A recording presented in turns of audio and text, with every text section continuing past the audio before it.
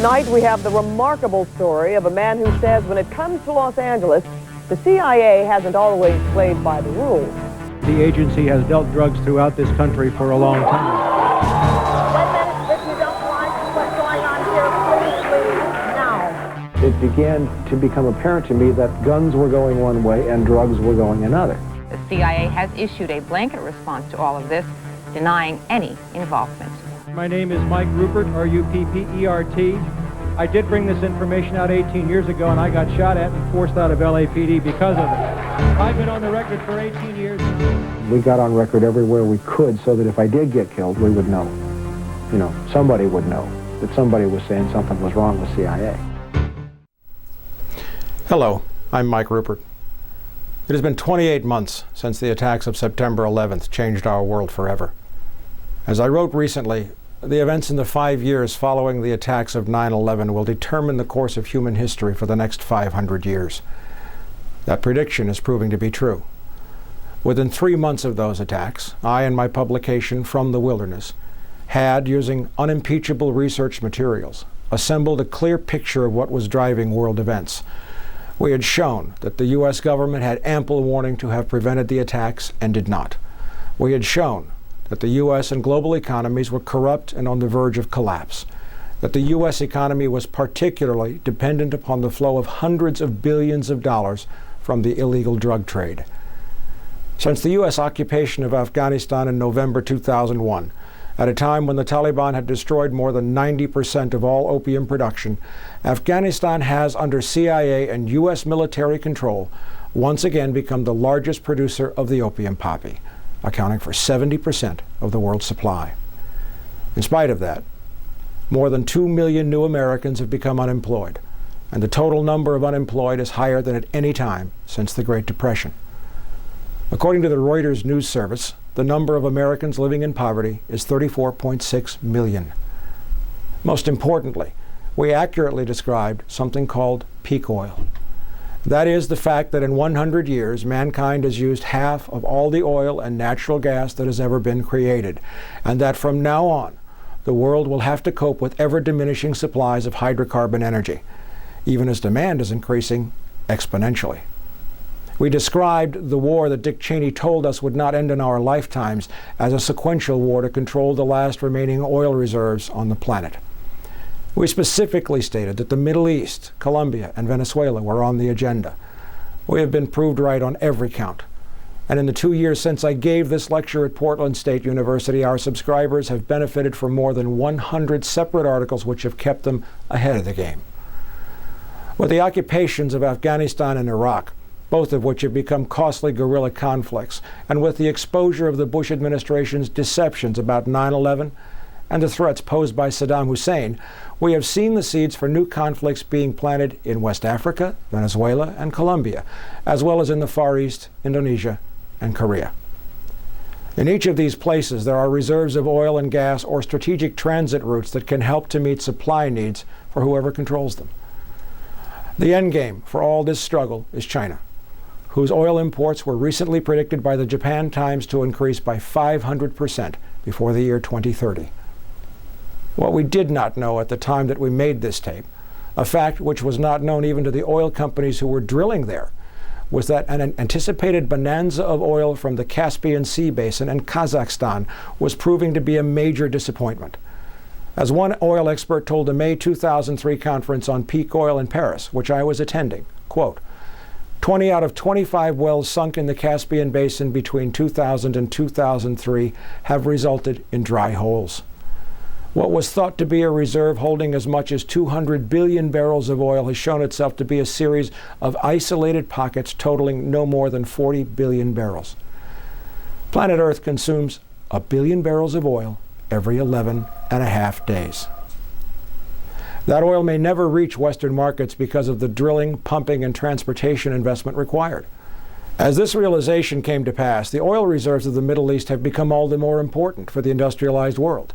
60% of all recoverable oil is in the Middle East. That helps to explain the sudden shift in U.S. policy away from Afghanistan and towards Iraq in 2002. It also explains the desperation behind the sloppy and fraudulent efforts to get the U.S. into Iraq at whatever cost, even if that prevented the re-election of the Bush administration or its exposure to impeachable charges over forged documents, the outing of CIA counterterror personnel, and many other criminal activities. 11% of all recoverable oil in the world is in Iraq. In the meantime, in spite of some resistance by the U.S. Congress and state and local governments against the Patriot Act, American civil liberties continue to be trashed. New laws, such as the Homeland Security Bill, permit the U.S. government to forcibly vaccinate American citizens against their will and then prosecute them as criminals if they refuse to accept untested vaccines. This, even as the vaccine makers have been granted absolute legal immunity if you or your family drop dead after receiving the shots, there's no one to sue. And critical shortages of natural gas have prevented the building of new electrical generating infrastructure and threatened the production of commercial fertilizers as food production for an exploding population becomes a critical issue. All commercial fertilizers are made from natural gas. Mankind stands at the brink of the most important moment it has ever faced. Alternative energy sources are vastly overrated, and none of them, in any combination, can replace what oil and natural gas have done for mankind in the last 100 years. Even if they could, the infrastructure and investment and building needed to implement these solutions should have begun 30 years ago, when the United States passed its own irreversible peak of production. Since I gave this lecture on the truth and lies of 9/11, I have given more than 35 additional lectures in 7 countries around the world, from Australia to Germany. With each lecture, I have updated this presentation with new material, and sadly, not once have I had to say that we had it wrong from the start. So please, sit back now and watch our film, The Truth and Lies of 9/11, and begin to understand how deeply all of our lives are threatened. Then come join us at FromTheWilderness.com and become one of our more than 12,000 subscribers. With each new subscription, our ability to bring you better and more comprehensive reporting expands, even as the world becomes a more dangerous place to live. The answers, our children's answers, can only be found when we come to understand the real map that we are traveling on.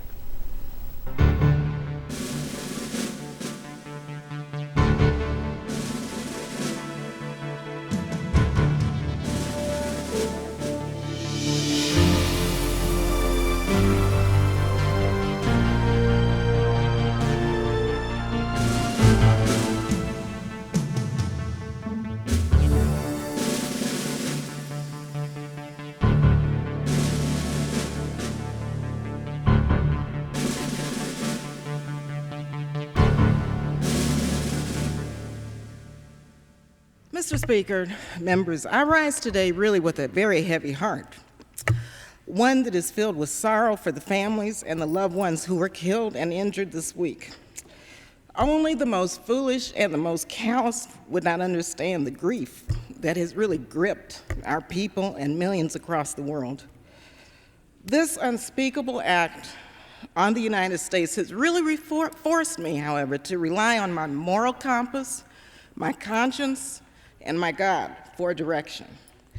September 11th changed the world. Our deepest fears now haunt us. Yet I am convinced that military action will not prevent further acts of international terrorism against the United States. This is a very complex and complicated matter. Now, this resolution will pass, although we all know that the president can wage a war even without it. However difficult this vote may be, some of us must urge the use of restraint. Our country is in a state of mourning. Some of us must say, let's step back for a moment. Let's just pause just for a minute and think through the implications of our actions today, so that this does not spiral out of control. Now, I have agonized over this vote, but I came to grips with it today, and I came to grips with opposing this resolution during the very painful, yet very beautiful memorial service. As a member of the clergy so eloquently said, as we act, let us not become the evil that we deplore.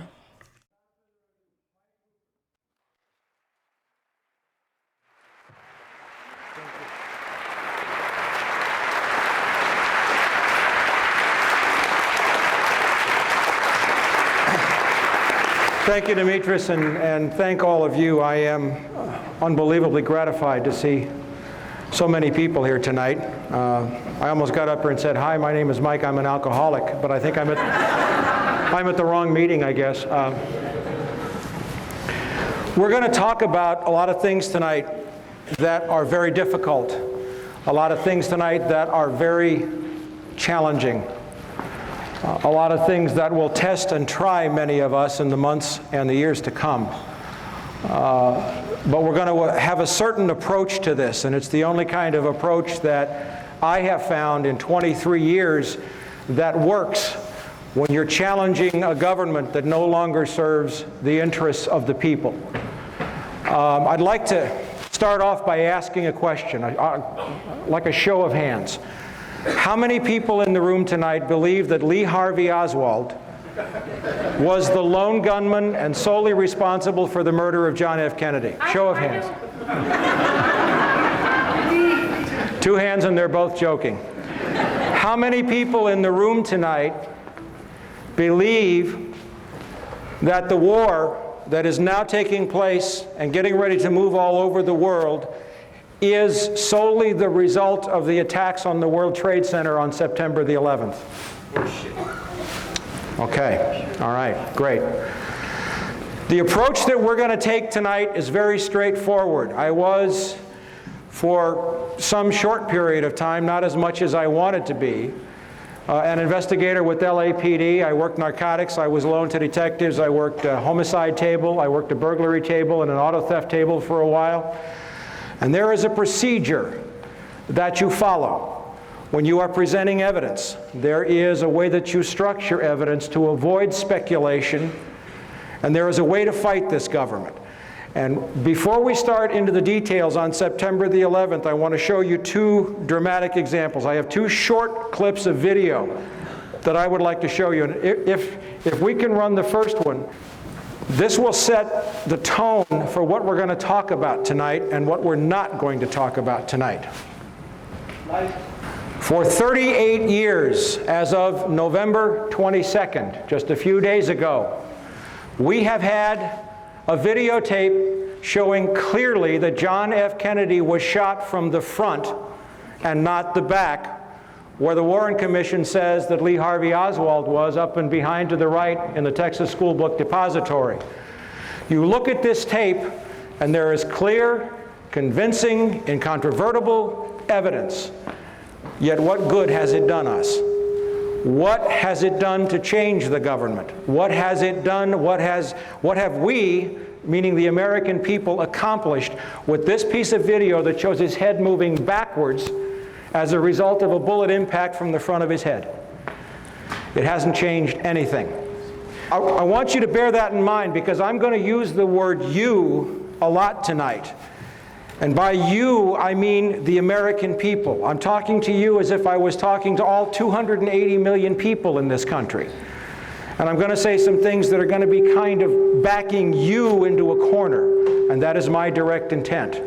So some of the things we are not going to talk about tonight are speculations about the attacks on September the 11th. We are not going to talk about were there explosives in the building, were the planes piloted by remote control, any of those questions, because those are speculative questions that produce the same kind of results that we just saw on the tape. After 38 years, you can play that all you want, and it doesn't change anything. There are people who have been talking about the Oklahoma City bombing since it happened in 1995. We have videotape of U.S. military personnel machine gunning the Branch Davidians at Waco. We have proof up the galore. We're not here looking tonight for proof. We're not going to go home and have armchair discussions, because what's at stake now is our freedom. What's at stake now is our future. This is no more time to go home, and you'll see that before I'm through tonight. Now, there is another way to take on the government. There is another way to take on the lunacy of the mass media, and that is by using their own statements and their own evidence against them to prove that they are lying. Because if you're in this room tonight, you are probably already the choir. Our safety, our future, our liberty, our country, and maybe the planet depends upon us reaching out to the millions of people out there who are still waving the flag, still believing that this is a war like they're being sold on CNN. Now, I'm going to play another tape now, and I'm going to show you what happens when you confront the government with their own information head on. This is a confrontation I had with the Director of Central Intelligence, John Deutsch, at Locke High School in 1996 over the issue of the CIA bringing drugs into Los Angeles. I want you to watch his hands very carefully after I confront him. Sir, the man in the leather That's jacket. Congresswoman Juanita Millender McDonald of Compton. I will be coming back Hi. over. I'll put you. I am a former Los Angeles police narcotics detective, and I work South Central Los Angeles, and I will tell you, Director Deutsch, emphatically and Can without you speak further equivocation. into the mic, sir? These mics don't seem to be... I will tell you, Director Deutsch, as a former Los Angeles police narcotics detective, that the agency has dealt drugs throughout this country for a long time.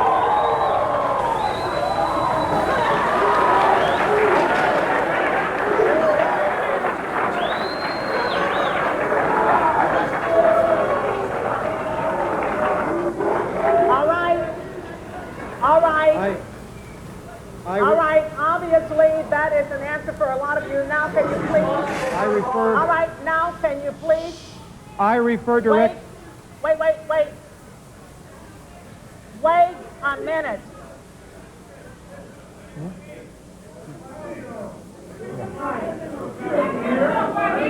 Wait a minute. Wait a minute here. Wait a minute. If you don't like what's going on here, please leave now. No, leave. No, leave now, because there are others who do want to hear what's going on in this room. Will you please take your seats? I will come back to you as we roll back across to the center section. Director Deutsch, I will refer you to 3 specific agency operations known as Amadeus, Pegasus, and Watchtower. I have Watchtower documents heavily redacted by the agency.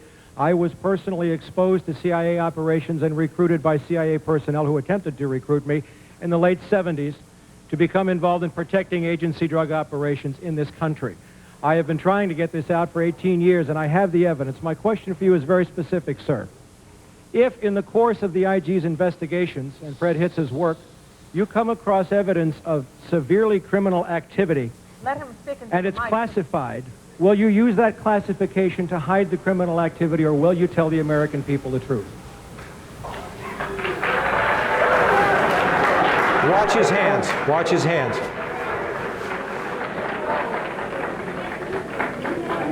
All right, you want to hear the response first from Congressman Julian Dixon and then from the director. Wait a minute. From York. I'm sorry, sir. I will allow the director to speak first and then Congressman Julian Dixon. If you have information about CIA illegal activity in drugs, you should immediately bring that information to wherever you want, but let me suggest 3 places. The Los Angeles Police Department. Gotcha. Please. I'm sorry, others want to hear this answer. I am sorry, others want to hear this answer. It is your choice, the Los Angeles Police Department, the Inspector General, or office of one of your Congress persons from this. I did that 18 years ago, sir, and I got shot at for it. Wait a minute, sir. Wait a minute. Sir, sir, you have not gotten the mic yet. You are not. But wait a minute, then don't speak out of turn. Let me say something else. If this information turns up wrongdoing, we will bring the people to justice and make them accountable. All right, Congressman Dixon. Thank you, sir, for coming. Wait a minute here. I thought you did not want to be here, but now that you are here, please let us hear and listen. Thank you very much. Sir, I want to thank you for coming. You were at the last meeting. The staff probably had the spelling of your name wrong, but we... No, they didn't. We would like to talk to you. We have been looking for a couple of days for you, and we want to make sure that you contact the committee, because obviously you have some valuable information. If you want to give it to me privately, if you want to hand it to that aide where I can contact you this evening, please do it. Don't let us get away without getting a contact for you. Thank you, sir. Pass it up to him now so everyone can see that I got it. That would be fine. Thank you, sir. And for the record, Mike... Please keep the noise down so that we can hear and we can get answers. For the record, my name is Mike Ruppert, R-U-P-P-E-R-T. I did bring this information out 18 years ago, and I got shot at and forced out of LAPD because of it. I've been on the record for 18 years nonstop, and I'll be happy to give you, Congressman, anything that I have.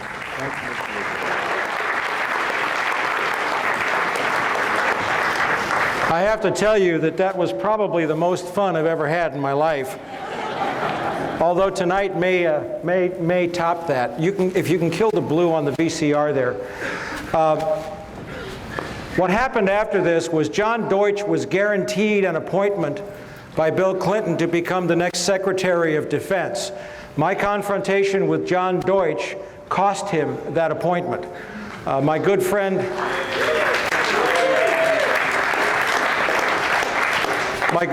Dick Gregory, who I just did a radio show with on Thanksgiving Day, called me up and said, he said he was talking to some people in Washington, and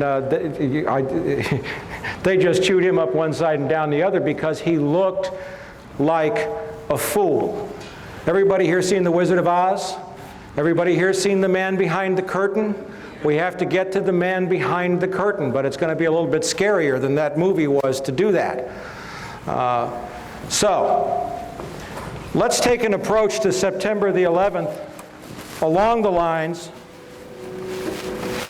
of an investigator presenting a case to a grand jury, or along the lines of a detective presenting a case to a district attorney. First of all, who am I? We're going to go through this really quickly. I had the misfortune of being born into a family that was heavily rooted in the intelligence community. My mother was a cryptographer and cryptanalyst for the Army Security Agency and National Security Agency during World War II. She worked for Secretary of State Cordell Hull. She worked on the Japanese and Russian codes. By the way, we did know the Japs were going to attack Pearl Harbor, and we did let it happen. This is evidence that I would present. This is my mother's separation from the NSA in December 1949 because she was going to have babies. She didn't have me until 51. But my dad was also recalled into the Air Force during the Korean War. He went to work for Martin Marietta and went to work on projects like the Titan 3C, which put up all the CIA's keyhole spy satellites. Relatives of my father were OSS, that's the forerunner of CIA, and they were career at CIA in Langley. So everybody in the family had a clearance. I used to come home from school and say, "What's for dinner?" And Mom would say, "I can't tell you." That's a joke, I hope. Now what I need is a way to do this so that I don't get them all whacked up here. Continuing with the presentation, there's a couple of points I want to make here in Portland. This is one of my rating reports from LAPD showing an outstanding rating, showing also that I have, especially in the field of narcotics enforcement and investigative procedures, I was loaned to Wilshire Division Narcotics several times and specialized in narcotics. I was even sent to a training school by the U.S. Department of Justice and the DEA, which I attended. You don't get that for writing parking tickets. And the reason why I say this is because the ranking member of LAPD in the room that day when I confronted John Deutsch told Ted Koppel that I had never worked narcotics. And that got me pulled from a live interview with Ted Koppel. The ranking member of LAPD in the room that day was Deputy Chief Mark Croker.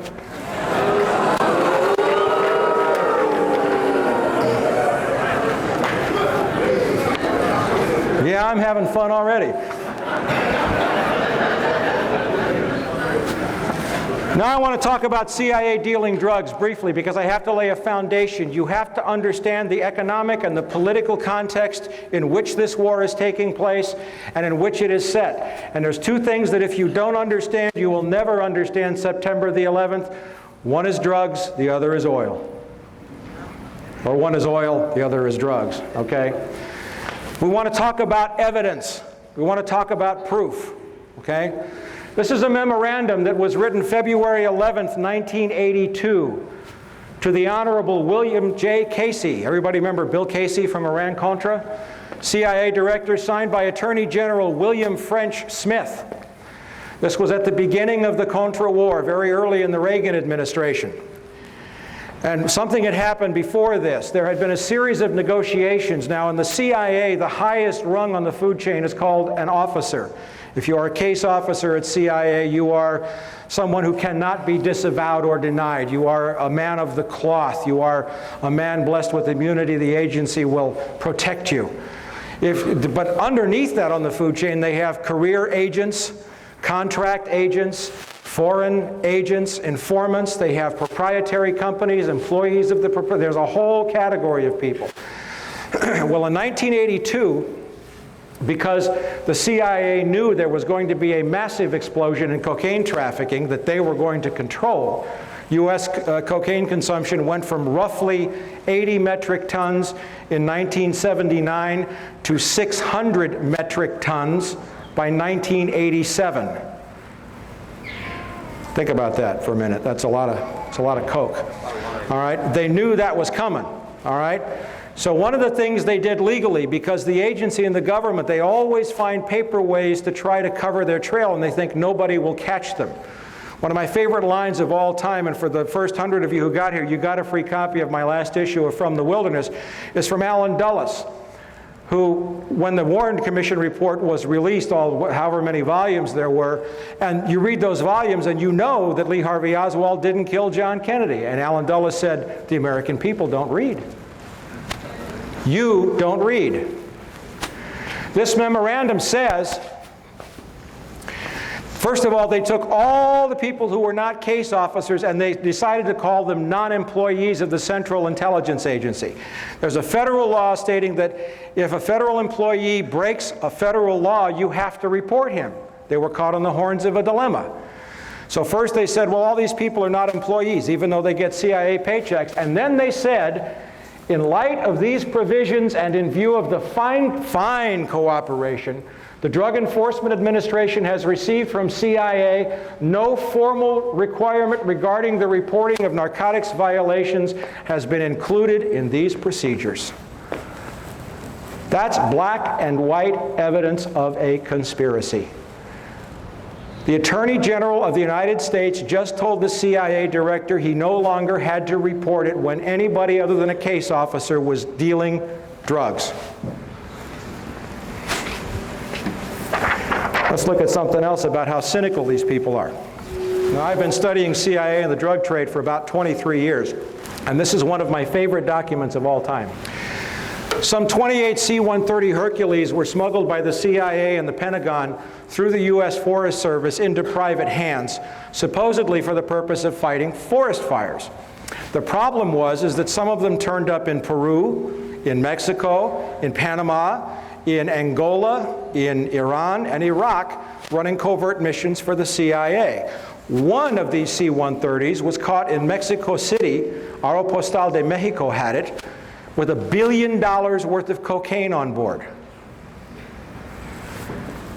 The Forest Service, having let these airplanes out, found itself in a kind of embarrassing position. So they had their lawyers work on it, and notice the last sentence. DOD is the Department of Defense. Apparently, DOD thinks that by having the Forest Service as the intermediary, if any future aircraft are used in drug smuggling, the Forest Service and not DOD will suffer the adverse publicity. They don't care about stopping it, they care about who's going to take the blame. It is possible to nail these people, but you have to know how to approach. The main reason why the CIA deals drugs is for one reason and one reason only. It's not to fund covert operations.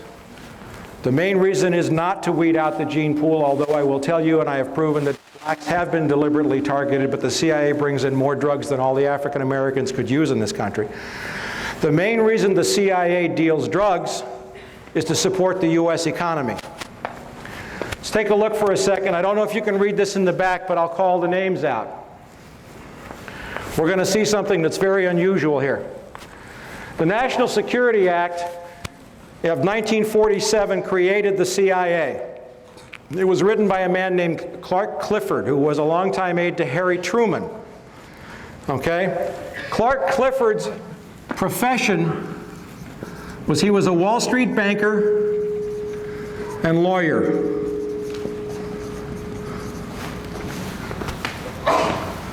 Clark Clifford is also the man who brought a bank called BCCI into the United States in the 1980s, a drug money laundering bank that was exposed for laundering drug money. The design for the CIA, in other words, the people who told Clifford how to write the act, were two brothers, John Foster and Allen Dulles, the Dulles brothers, Duller, and Dulles. John Foster Dulles was Secretary of State to President Dwight Eisenhower. Allen Dulles was the DCI, not from 81 to 87, he was the DCI from, I think, roughly 1953 until about 61 in the Bay of Pigs when John F. Kennedy fired him. You know what their profession was? Wall Street lawyers at the law firm of Sullivan and Cromwell, which is today the most powerful law firm on Wall Street.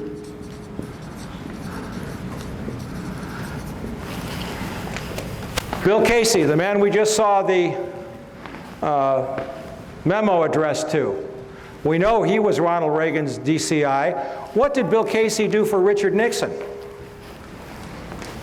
He was chairman of the Securities and Exchange Commission.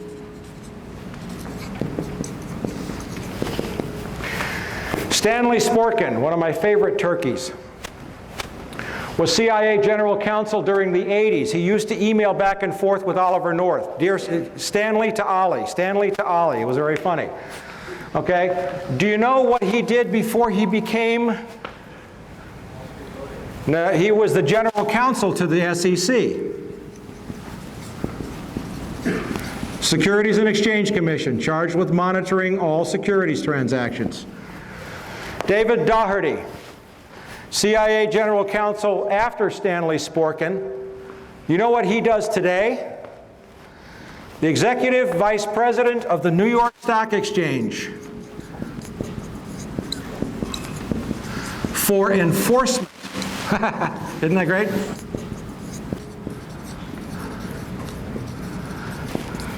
And then we have a gentleman by the name of A.B. Buzzy Krongard, and we're going to hear a lot about Buzzy Krongard tonight. Buzzy Krongard is currently the CIA Executive Director. The top three positions are DCI, Director of Central Intelligence, DDI, Deputy Director of Intelligence, and Executive Director. Buzzy Krongard was, until 1998, the head of an investment bank called A.B. Brown. A.B. Brown is involved in insider trading connected to September the 11th. He's a Wall Street banker.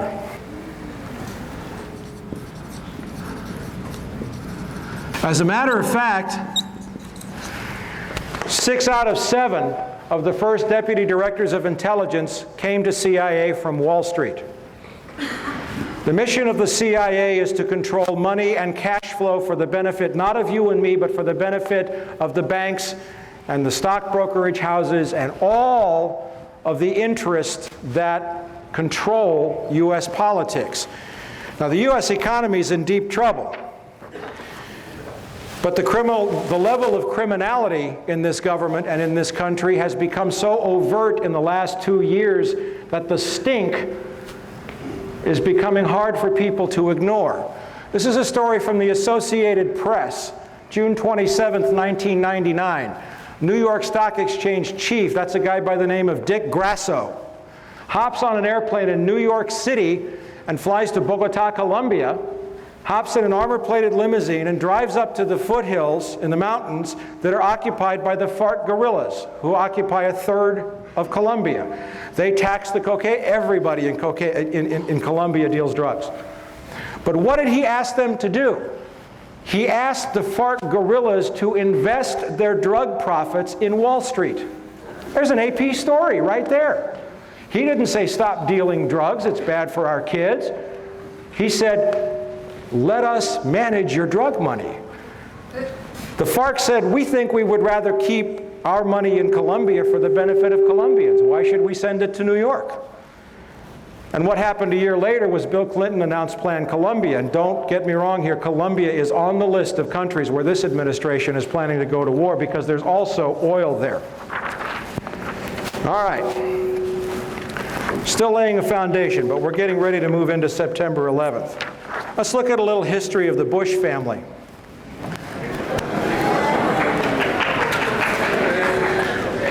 I'm having a lot of fun. Okay. This is from a book called The Unauthorized Biography of George Bush, which is an extremely well-researched book. And everything that they put in here is sourced. If we go to George Herbert Walker Bush's father, Prescott Bush, he was the managing director of a firm called Brown Brothers Harriman during the 30s and 40s. Brown Brothers Harriman financed Adolf Hitler before and during World War II. Brown Brothers Harriman got involved with the Hamburg steamship line. They got involved with a number of companies and front organizations that channeled money directly to Adolf Hitler, and they did not stop that relationship when the war began.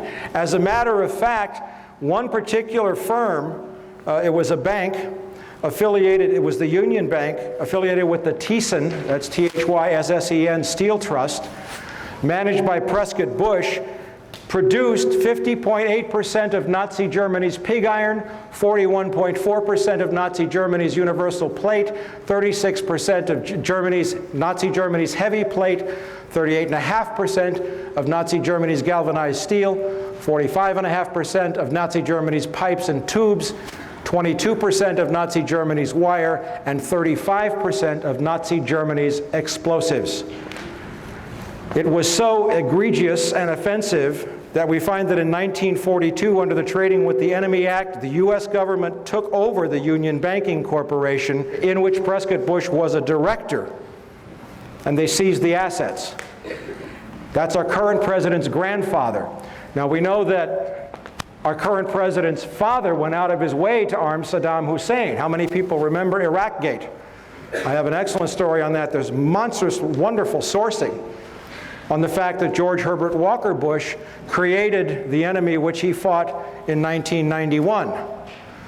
And so it is currently with Osama bin Laden. Now, how important is drug money? The International Monetary Fund published a report in January of this year showing that $1.5 trillion, trillion with a T, a year is laundered through the world banking system. Of that, according to Le Monde and according to the U.S. Department of Justice, it's very safe to say that $500 billion to $600 billion of that is directly the result of the drug trade. Why is drug cash important? How many people here have a credit card? All right, now I want you to be real truthful when you answer this. When you open your credit card bill every month, what do you look at first? I want everybody to look first at the total balance owing on the card. Raise your hand. How many of you look first at the minimum monthly payment required? How many of you pay your credit cards off in full every month? I'm impressed. The point is that the United States economy, and I was at an economic conference in Moscow in March of this year, has derivatives. Derivatives are anything that's not related to anything of value. It's like stock futures, it's calls, it's puts, it's options, it's has a derivatives bubble of $300 trillion. 20 trillion of that alone is connected to JP Morgan Chase, which is about ready to go under thanks to Enron. And watch that very closely, okay?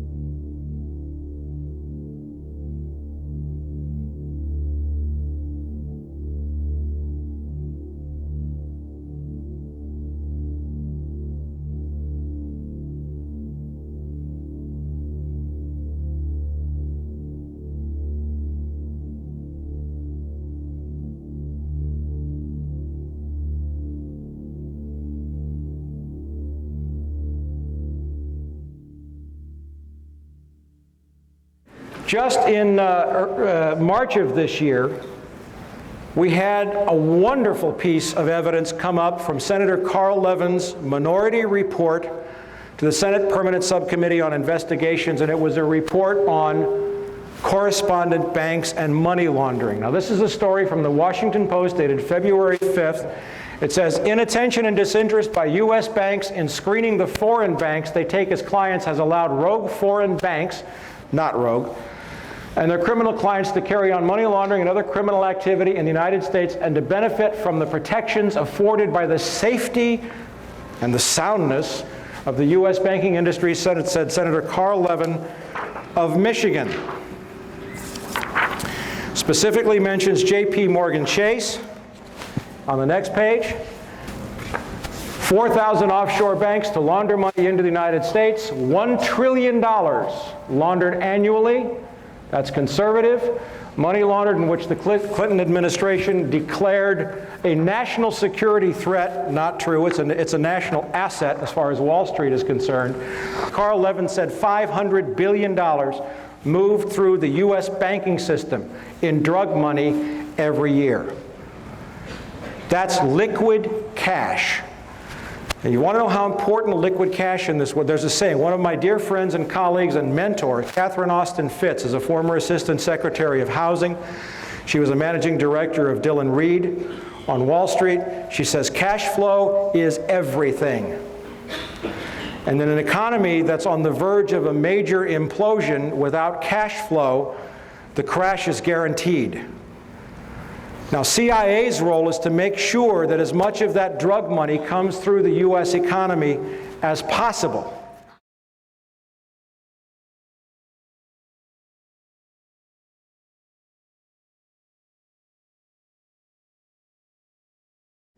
When I was a little girl, I grew up at 48th and Larchwood in West Philadelphia, and the Salary Index was 100%. The Salary Index is the index that I use to describe the well-being of a neighborhood. It's the percent of people in a neighborhood who believe that a child can leave their home, go to the nearest place to buy a popsicle, and come home alone safely. It was unthinkable that a child wasn't safe at 48th and Larchwood in West Philadelphia in the 1950s. The Salary Index was 100%, and the Dow Jones Index was probably about 500. Today, it's reversed. The Dow Jones Index is very high at about 10,000, and the Salary Index is at very low in West Philadelphia and very low throughout the United States. And why is that? It's because one of the ways that we've financed the growth of multinational corporations and big banks and the rise of the Dow Jones is by selling narcotics to our children. It's one of the most profitable businesses in America. About a year ago, I gave a speech called How the Money Works in Organized Crime to a wonderful group of people in Philadelphia. They have a conference every year. They go off into the woods for about 3 days and talk about how they can help our culture, our world spiritually evolve. So I gave my presentation on how the money works as organized crime, describing what is arguably the biggest, most profitable industry in the United States today. And towards the end, we were discussing the fact that the Department of Justice estimates that the United States is the leader in laundering organized crime profits of about $500 billion to $1 trillion a year. So I asked the audience, what would happen if we stopped being the worldwide leader in laundering $500 billion to $1 trillion a year? And they said, well, you know, if we stopped, our mutual funds would go down in price, the stock market would crash. I said, well, what else would happen? So they said, well, you know, we might have trouble financing the government deficit because, in fact, the people who control 50 years of accumulated profits, that's a lot of capital that we need to finance our deficit. So I said, okay, well, I'll tell you what, let's pretend there's a big red button right up here on the lectern right in front of me. And if you push that button, you can stop all organized crime in America, and you can stop America laundering $500 billion to $1 trillion of organized crime profits every year. Who here will push the button? And out of 100 people, only one person would push the button. And I said, okay, so what you're saying is you want a whole armada of people to sell drugs to your children and grandchildren to keep your mutual funds up and your government checks coming. And they said, yes, that's right. Now, there are many ways to change that. There are many ways to re-engineer our financial system and our resources so that the Solari Index and the Dow Jones can be friends. So that when we get the Solari Index to go up by making sure our neighborhoods are safe for children, the real estate can go up in value, the small businesses go up in value. There are many ways to make the Solari Index and the Dow Jones friends. But before we can do that, before we can have that conversation, we have to face what's happening. We have to face that we are addicted to drug profits, because if we can't face it, God can't fix it. Okay. This is a copy of the cover sheet of the report. It's on the World Wide Web. If you want to go search for it, you can just look for the report on correspondent banking. Okay, and that's a copy of the report. It's an incredible read. What they don't tell you in there, of course, is that the U.S. economy is dependent upon that drug money, among other things. Now let's go a little further. Gotta love this. If this gentleman down here in the black jacket walks into a bank with a deposit of $10,001, does everybody understand that the bank has to fill out a report and send it to the U.S. Treasury indicating that he might be a money launderer?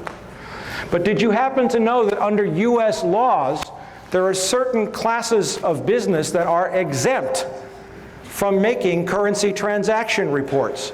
Included in those are a bank, obviously, a department or agency of the U.S. government. CIA does not have to fill out currency transaction reports. An entity established under the laws of any state, but you come down to this one. A listed entity other than a bank whose common or analogous equity interests are listed on the New York Stock Exchange or American Stock Exchange, or designated as a NASDAQ national market security. If you have a company that trades on Wall Street, you can launder all the money you want to. It's legal. Gee. Now I'm just laying a little groundwork here for you before we get to September 11th. We're getting there. Just last year, a group of companies were called in to meet with Janet Reno, who's not probably the most ethical person that ever lived, and Secretary of State Deputy Treasury Secretary Stuart Eisenstadt.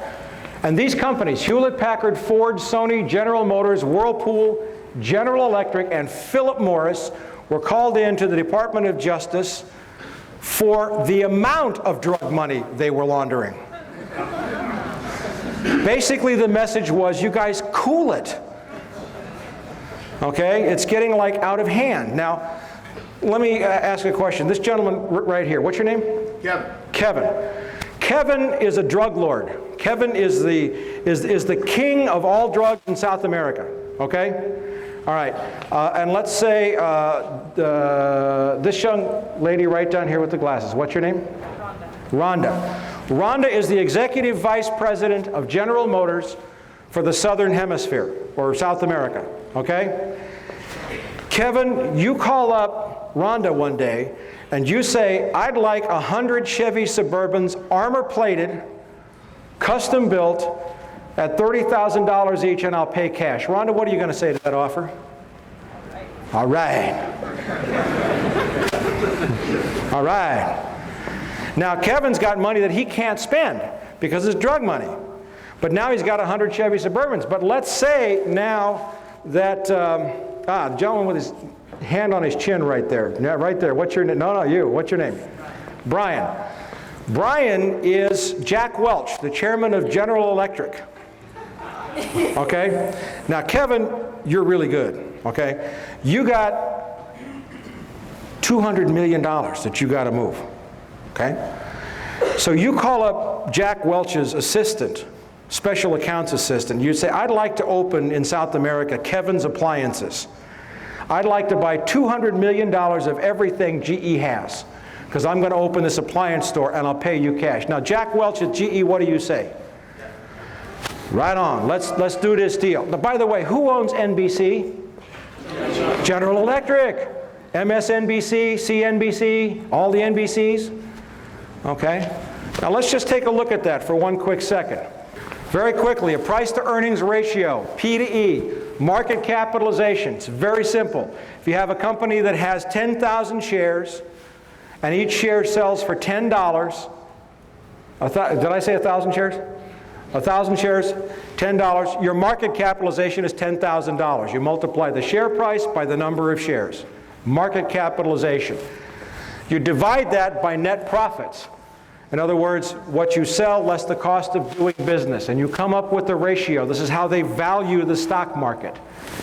Okay, so if you have a company that has a $300 million market capitalization and a $10 million net profit, the price to earnings is 30. The POP is 30. And that's about right. And by the way, the current Dow Jones Industrial Average is overpriced by about 2/3. Okay? Now, if you have this 30-to-1 ratio, if I add another $1 million, my pen went dry. If I add another $1 million and make that 2, what happens to this number? Becomes 60. All right? Now, the lady in red down here, who's looking away from me. Ma'am, what's your name? Karen. Karen owns an orange juice company. Makes the best orange juice in the world. And I owe all of what I'm teaching you now to Catherine Austin Fitz. And she has a wonderful website at solari.com, and we'll put those up before I leave. You make incredible orange juice. Okay, the best orange juice in the world. It's fairly priced. Karen's orange juice, right? Okay. You have $1 million net profit a year. Now, let's say this young lady down here in the glasses with the light green sweater. What's your name? That's you. What's your name? Chris. Chris is the chief executive officer of PepsiCo, which owns a small orange juice company called Tropicana. Okay? You see her company with $1 million in net profit. How much, and your price to earnings is 30-to-1. How much are you willing to pay for that?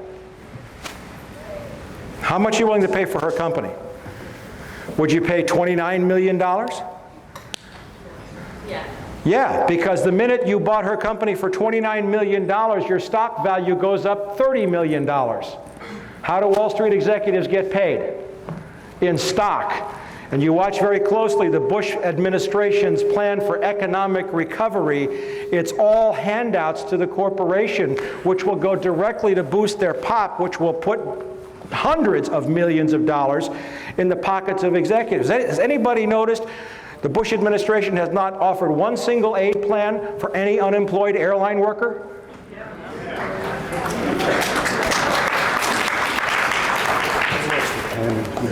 All right, let's get down and dirty here. Oh, one more thing. Remember that guy John Deutsch that I had fun with? Okay, well, right now he's on the board of directors of Citibank, along with the former executive director of the CIA, who is not on the board, but she's very highly placed executive, Nora Slatkin. John Deutsch, of course, is as crooked as the rest of them. Also on the board of Citibank is a guy named Robert Rubin, former U.S. Secretary of the Treasury. Yes, thank you. He deserves all the hisses he can get. Well, in May of this year, Citibank announced a $12 billion cash purchase of a Mexican bank called Banamex.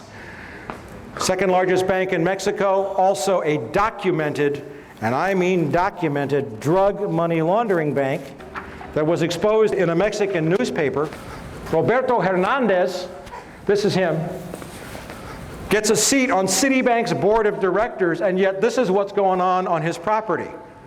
He owns thousands of acres near Cancun in Mexico. The locals call it the Cocaine Peninsula.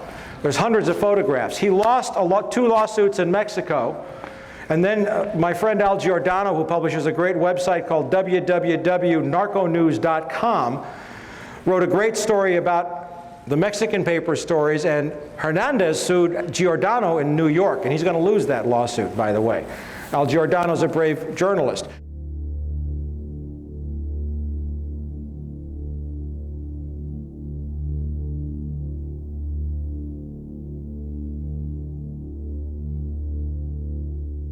But the point I'm making with this is that the criminality had gotten so out of hand by May of this year that Citibank would openly buy a known drug money laundering bank and put the drug money launderer on its board of directors. That's the need for drug cash in the U.S. economy right now. By the way, Citibank's record of involvement in drug money laundering is extremely well documented in the Wall Street Journal and the New York Times. It laundered some, I think, $300 or $400 million for Raul Salinas de Gortari, the brother of the former Mexican president. Now let's go to some other things that are going on in the economy so that we set you up to understand what's going on around September the 11th. The U.S. economy is being looted. Anybody here remember the savings and loan scandal? Yeah. You know, the gang that's in the White House is the same gang that brought us the savings and loan scandal? That took $500 billion out of your pockets. Well, here's some new developments in the government. And by the way, I'm not a Democrat or a Republican. Bill Clinton's a sleazebag too. Okay? That so-called liberal put almost a million nonviolent drug offenders in prison to boost the shares of companies like Corrections Corporation of America and Wackenhut. He destroyed many of the welfare laws, and one is not better than the other. But notice this, HUD loses, HUD, Housing and Urban Development, $59 billion. When was the last time you lost $59 billion? This was from testimony in Congress by Susan Gaffney, Inspector General of HUD. And you know what HUD said they did when they couldn't figure out where the money went? We made an adjustment in our checkbook.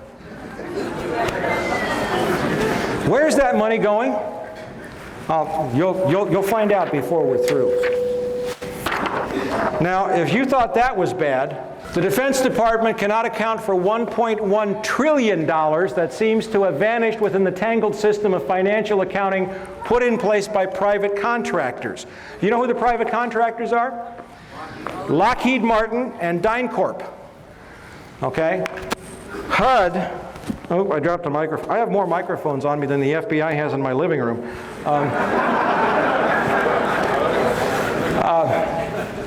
This is from a very great reporter, a very courageous woman who had served on Capitol Hill for many years and became an investigative reporter named Kelly O'Meara, who writes for the Washington Times Insight magazine. I know it's owned by Moon, but Kelly does fabulous work, and she's written a great piece on civil rights after the September 11th attack.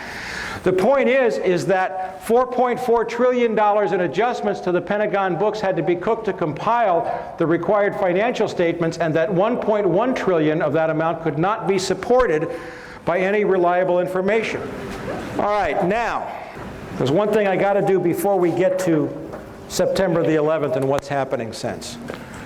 It's easy to say that this is a war about oil, and you're going to know more about it than you did when you came in here when you leave.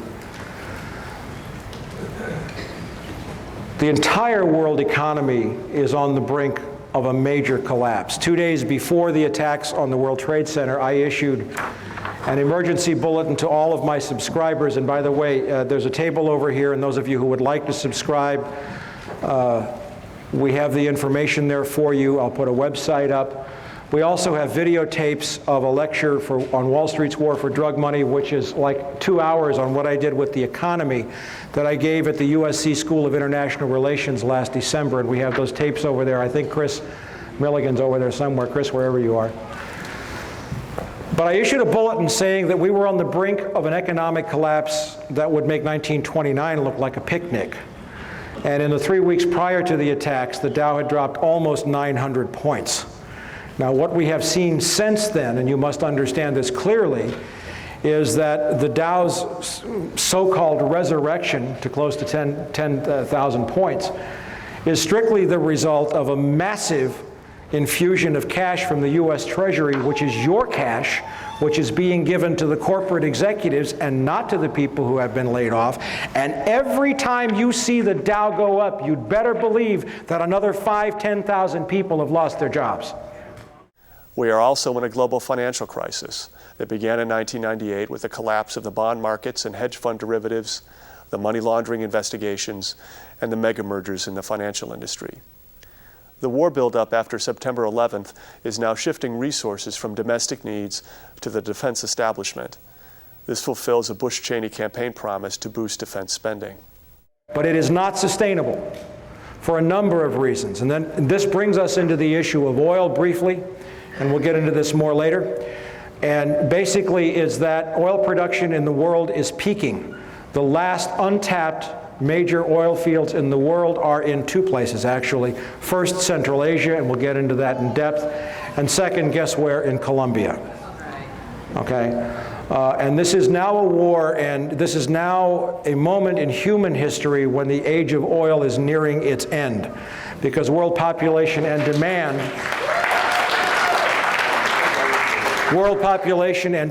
will exceed production sometime within roughly the next 10 years. And we're going to get into that for why. But now let's go back into the warnings about September the 11th. And I didn't do a lot of this, and we have time. Osama bin Laden is of course a Saudi Arabian by birth. His family is exceptionally wealthy. They own not only major construction companies, but they are heavy investors in high technology stocks like Nortel. They have a piece of Pepsi, I think, and Coca-Cola. They're into everything. They're very wealthy. In 1976, Osama's older brother Salim bin Laden hired a man in Texas by the name of Jim Bath, who has CIA connections, to handle all the investments in the United States for the bin Laden family. Jim Bath also happens to be a personal, almost lifelong friend and former Air National Guard pilot with George W. Bush. And immediately after Jim Bath made the arrangements took over the bin Laden family's finances, Jim Bath made a $50,000 investment in George W. Bush's first company, Arbusto Energy. The connections between the Bushes and the bin Ladens become much more clear as you move forward, and we have reported this in From the Wilderness. Again, I was using stories, and you'll see this. When George Herbert Walker Bush made trips to Saudi Arabia in 1998 and 2000 to meet with the Saudi royal family and to meet with the bin Laden family, which he finally acknowledged, along with former British Prime Minister John Major, on behalf of a company called the Carlyle Group, which is the 11th largest defense contractor in the country. Carlyle Group is a privately owned corporation. That means they do not have to report their ownership or financial activities to the SEC. Yet they provide all kinds of the highest technology equipment to the U.S. Pentagon. And Carlyle, of course, has made several, probably $1 billion, and will as a result of this war. In that context, Osama bin Laden went to Afghanistan in 1979, 1980, maybe the early 80s, to fight the Russians, and he was supported by the CIA.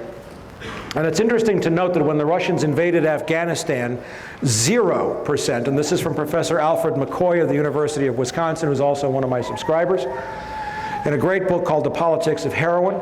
0% of the U.S. consumption of heroin came from Pakistan, Afghanistan before the Russian invasion.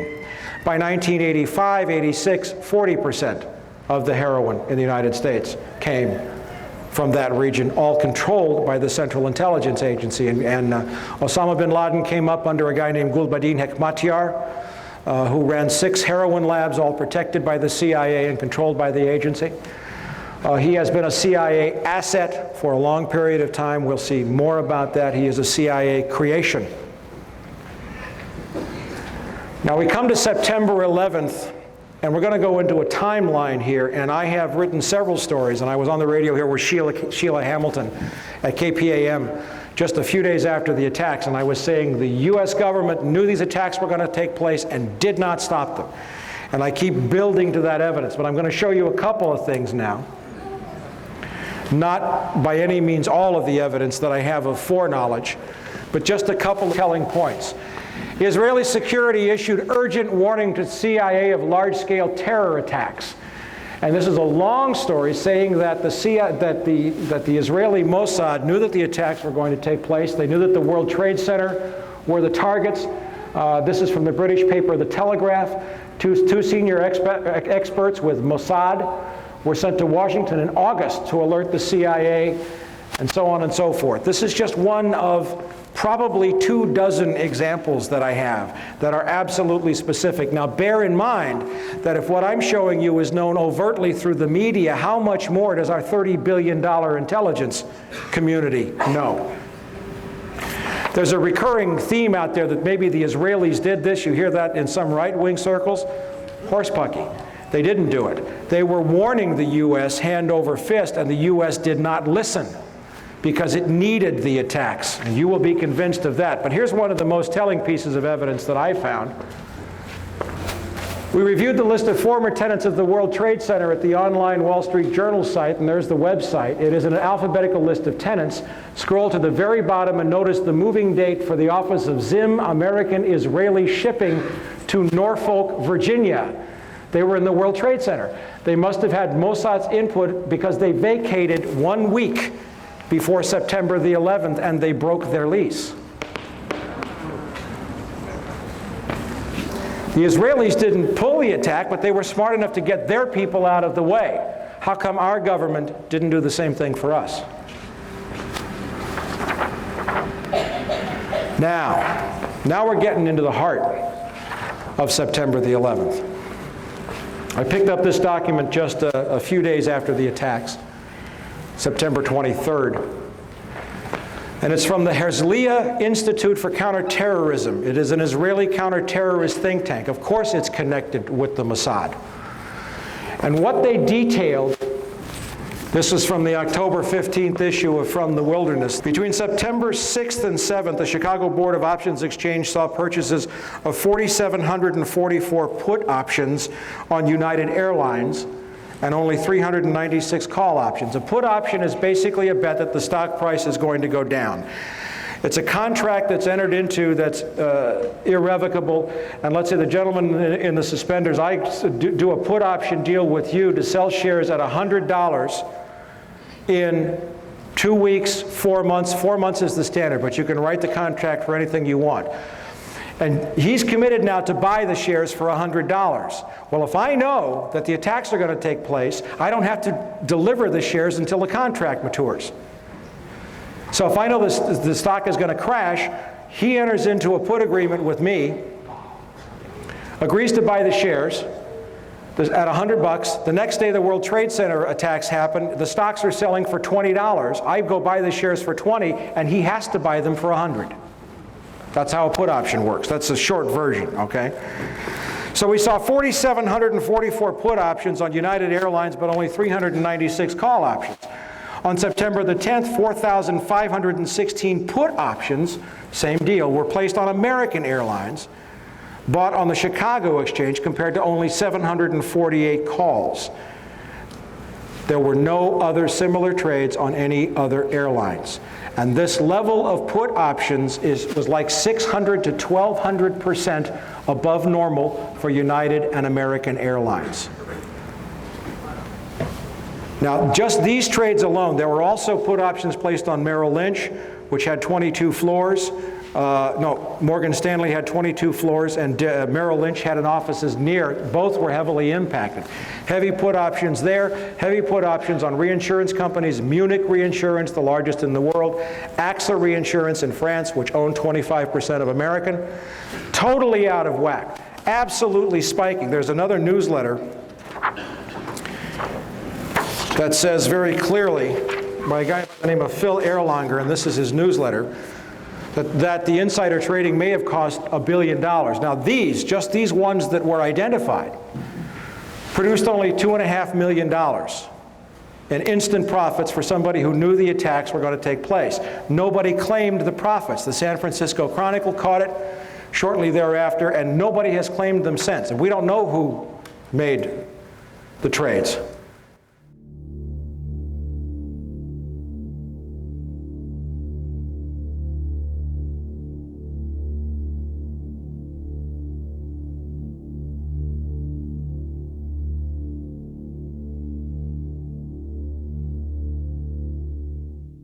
But what did the Herzliya Institute for Counterterrorism tell us?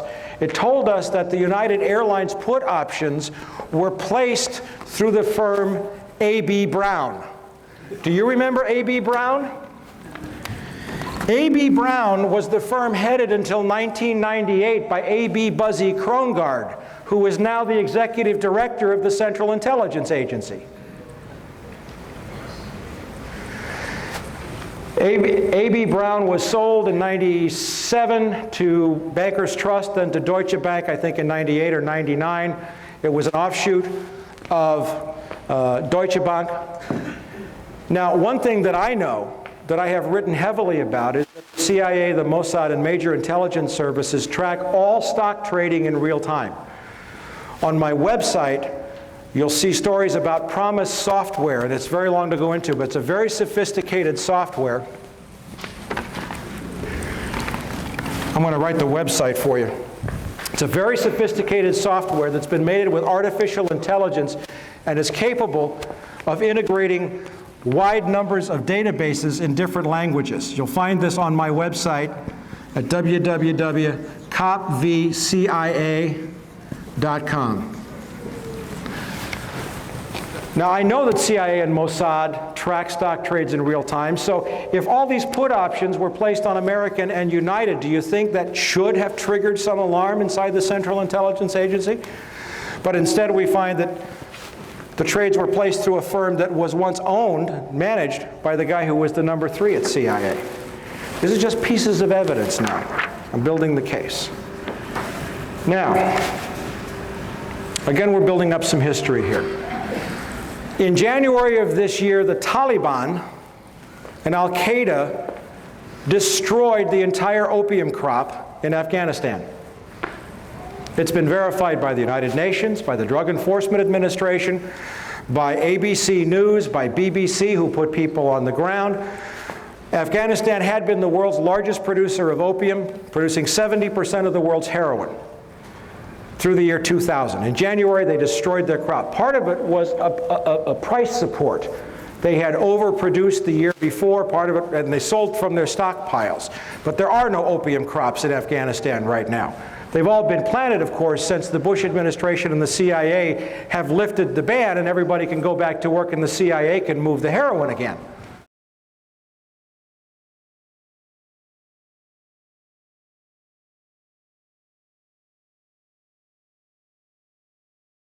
Something that is not being reported in the US press but is getting quite wide coverage in England and in Europe. And that is that the result of our backing the Northern Alliance in Afghanistan this year is to restore a heroin flow which would otherwise have been halved or more in the world, because the Taliban not only announced that they were going to outlaw planting, but their decree worked. There was no Taliban opium planted last year, and that meant a reduction of 90% in the amount of opium coming out of Afghanistan, and the 10% that was left represented a radical increase in the areas under Northern Alliance control. Now, if we had not gone into Afghanistan, this would have been the most effective reduction in the flow of heroin in the world since the DEA was created 30 years ago. But by going into Afghanistan, backing the Northern Alliance, we've now chased the Taliban out, and in all kinds of provinces where the farmers had started to plant wheat, they're now plowing up their fields and putting in opium instead. And the global drug authorities at the UN expect that we're going to go back to the record flow of opium that we've seen in the last couple of years. But we heard right after the attacks on September 11th, Tony Blair saying, "We will bomb the poppy fields." Well, there are no poppy fields. They destroyed their crops. I was in Moscow, Russia in March of this year, and I found out that Uzbekistan, and we're going to get to Uzbekistan in a minute, was awash in a sea of poppies. And what did I find also was that companies like Southern Air Transport, Evergreen, and other CIA-connected affiliates had been flying into and out of Tashkent. The CIA had been setting up operations that were proprietary companies all over the place in Uzbekistan. So now we have the destruction of an opium crop, which does what? It takes cash out of the world's banking system. In conjunction with a stock market bubble, in conjunction with world oil prices or world oil production diminishing, and a huge bubble on Wall Street. Now we come to, this is just from recently, of course. This is from from the October 5th. Afghan rebels, that's the Northern Alliance, our good friends. The Northern Alliance, who actually dominate the opium trade from the north of Afghanistan. Okay, now we've seen the recent stories saying that the poppy farmers are absolutely rejoicing because they've gone back to planting. So now we come back to the oil and drugs. There's an old saying, God equals gold, oil, and drugs. Okay? Testimony from February 12, 1998 in Washington, D.C. before the House International Relations Committee by John Maresca, Vice President of International Relations for UNICAL, which had been planning to build a pipeline for some time from the Central Asian oil fields of Tajikistan, Kyrgyzstan, Uzbekistan, all the stands, across Afghanistan down to the Pakistani coast. It's a distance of about 1,500 miles. To a terminal where U.S. tankers would take the oil and gas and ship it to China and Japan, the largest emerging markets in the world. China's in the middle of a huge oil crisis, and the U.S. Wall Street is pouring money into China hand over fist. And he says in this, construction cannot begin construction until an internationally recognized Afghanistani government is in place. A recent study for the World Bank states that the proposed pipeline for Central Asia across Afghanistan and Pakistan to the Arabian Sea would provide more favorable netbacks, that's money in your pocket, folks, to oil producers. That's his testimony. Now, UNICAL put the pipeline on hold in 1999. They also hired a guy named Henry Kissinger to consult for them, which explains why Afghanistan has never been listed as a sponsoring terrorist nation. Isn't that strange? The head of all the terrorists in the world, and the biggest country, has never been listed?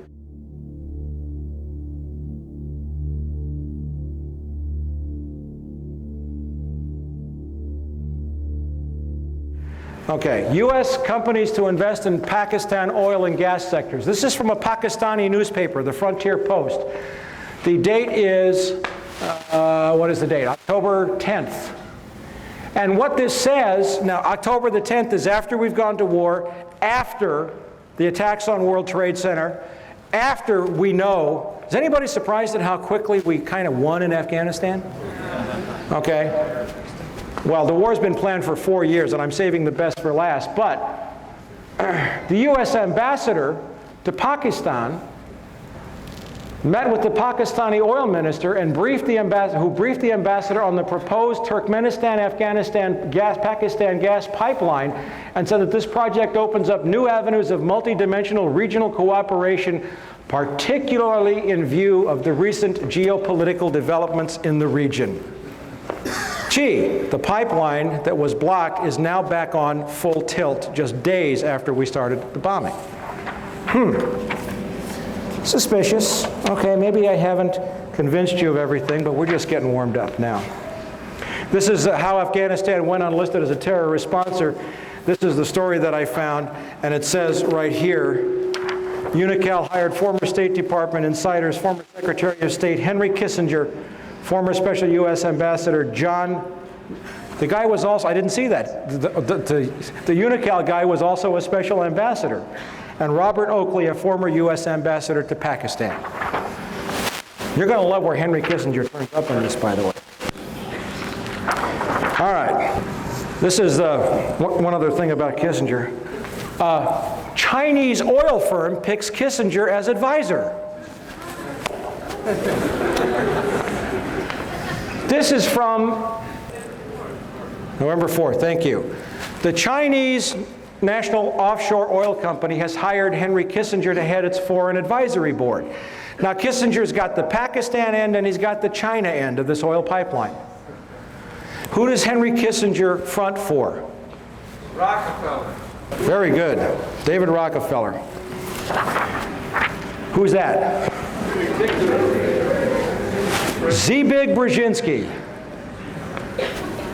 Zbigniew Brzezinski was counselor for strategic and international studies, professor of American foreign policy at Johns Hopkins, national security advisor to President Jimmy Carter, trustee and founder of the Trilateral Commission, member of the Council on Foreign Relations, international advisor to several major corporations, associate of Henry Kissinger, also worked for Ronald Reagan in intelligence capacities.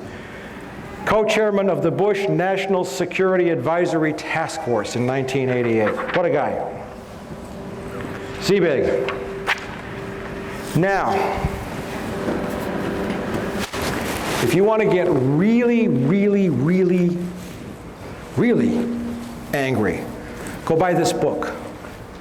It's called The Grand Chessboard: American Primacy and Its Geostrategic Objectives, written by Zbigniew Brzezinski in 1997.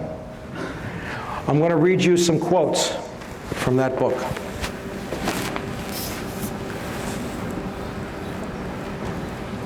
Page XII, it's the very first words in the book. The last decades of the 20th century has witnessed a tectonic shift in world affairs.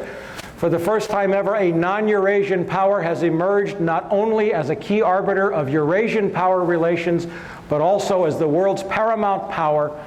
The defeat and collapse of the Soviet Union was the final step in the rapid ascendance of a Western Hemisphere power, the United States as the sole and indeed the first truly global superpower. Page XII, it's in the preface. But in the meantime, he says, it is imperative that no Eurasian challenger, Eurasia is everything in between roughly east of Germany all the way to the Pacific Ocean, south through the Indian subcontinent, and includes the Middle East. It's imperative that no Eurasian challenger, by that he means Russia or China, emerges capable of dominating Eurasia and thus of also challenging America. The formulation of a comprehensive and integrated Eurasian geostrategy is therefore the purpose of this book, Geostrategy, Eurasia. The attitude of the American public toward the external projection of American power has been much more ambivalent. The public supported America's engagement in World War II largely because of the shock effect of the Japanese attack on Pearl Harbor. It gets worse. For America, the chief geopolitical prize is Eurasia. Now a non-Eurasian power, that's us, is preeminent in Eurasia, and America's global primacy, isn't that arrogant? America's global primacy is directly dependent on how long and how effectively its preponderance on the Eurasian continent is sustained. What he's saying is that if the U.S. wants to stay top dog, we have to control Eurasia. America's withdrawal from the world, or because of the sudden emergence of a successful rival, would produce massive international stability. It would prompt global anarchy. You know what he's saying there? Yeah, a little global anarchy would probably be a damn good thing right now. What he's saying there is, if we don't control the world by whatever means necessary, the world's going to be miserable. He didn't ask my opinion. Did he ask yours? Okay. In that context, how America manages Eurasia, do we manage people around the world? Is that our job? Is critical. Eurasia is the globe's largest continent and is geopolitically axial. A power that dominates Eurasia would control 2 of the world's 3 most advanced and economically productive regions. A mere glance at the map also suggests that control over Eurasia would almost automatically entail Africa's subordination, rendering the Western Hemisphere and Oceania, that's Australia, for all of you non-academics, geopolitically peripheral to the world's central continent. About 75% of the world's people live in Eurasia, and most of the world's physical wealth is there as well, both in its enterprises and underneath its soil. Eurasia accounts for 60% of the world's GNP and 3/4 of the world's known energy resources. 2 basic steps are thus required. First, to identify the geostrategically dynamic Eurasian states that have the power to cause a potentially important shift in the international distribution of power, and to decipher the central external goals of their respective political elites and the likely consequences of their seeking to attain them. Second, to formulate specific U.S. policies to offset, co-opt, and/or control the above. The man is talking about co-opting, controlling, managing, subverting nations and peoples and economies. To put it in a terminology that harkens back to the more brutal age of ancient empires, the 3 grand imperatives of imperial, listen to this, of imperial geostrategy are to prevent collusion and maintain security dependence among the vassals, to keep tributaries pliant and protected, and to keep the barbarians from coming together. That's on page 40. I'm telling you, you got to buy the book. Now we get really serious. On page 95, Uzbekistan, with its much more ethnically homogeneous population of approximately 25 million and its leaders emphasizing the country's historic glories, has become increasingly assertive in affirming the region's new post-colonial status. He saw the first step in this as diminishing the ability of Russia to reassert the dream of the Soviet Union. All the stands in Central Asia were once part of the Soviet Union. The borders were drawn arbitrarily by Lenin and Stalin. And he saw one of the most important steps was to prevent Russia from asserting any control in the region, which we did. You know how we did it? Over the last decade, thanks to Goldman Sachs, the Harvard Endowment, the US Treasury and the Federal Reserve, the World Bank, we looted $300 billion out of the Russian economy. $300 billion. I was there. The Russian population was, what, 64 million at the fall of the Soviet Union. The population of Russia is today 145 million. In another 10 years, it will be 130 million. The average life expectancy of a male in Russia has dropped to 48 years.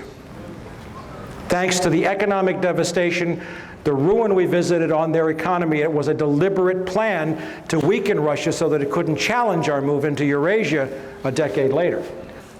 It helps if you see this on the map. Okay, Russia, Kazakhstan, Kyrgyzstan, Tajikistan, Uzbekistan, Turkmenistan, Iran, Afghanistan, Pakistan, India, and China. Now, the proposed oil route is from here to here, 1,500 miles.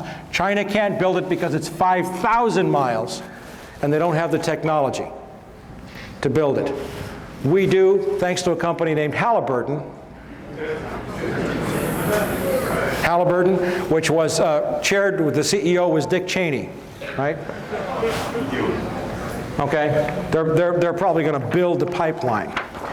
Okay, so now that you see this relationship, what he's saying is, you build a block starting with Islamic fundamentalism, which we supported and created, to keep Russia from moving south to reassert control, but then you build up these countries so that they're so powerful, and with a weakened Russia, Russia can't make a move to control, and all the oil reserves are right in here. Okay? And we have effectively made China dependent upon our technology because they need the oil desperately. Now, Uzbekistan, nationally the most vital and the most populous of the Central Asian states, represents the major obstacle to any renewed Russian control over the region. Its dependence is critical to the survival of other Central Asian states and is the least vulnerable to Russian pressures. Where was the first place that President Bush announced we were sending troops after the attacks on September 11th? We were already there. We'd been training Uzbeki troops for more than 5 years. Referring to an area he calls the Eurasian Balkans and a 1997 map in which he circled the exact location. Now remember, this is a book written 4 years ago. And I'm going to show you a map where Zbigniew Brzezinski said the next world conflict was going to take place. Afghanistan, Iran, Turkmenistan, Uzbekistan, Tajikistan, Kyrgyzstan, Kazakhstan. This is where he said 4 years ago the United States, in order to sustain its precarious, that's my words, economy, would have to control that to maintain its role as the global superpower and to become the world's only superpower. In effect, the ruling nation of the world. That's his map from 4 years ago.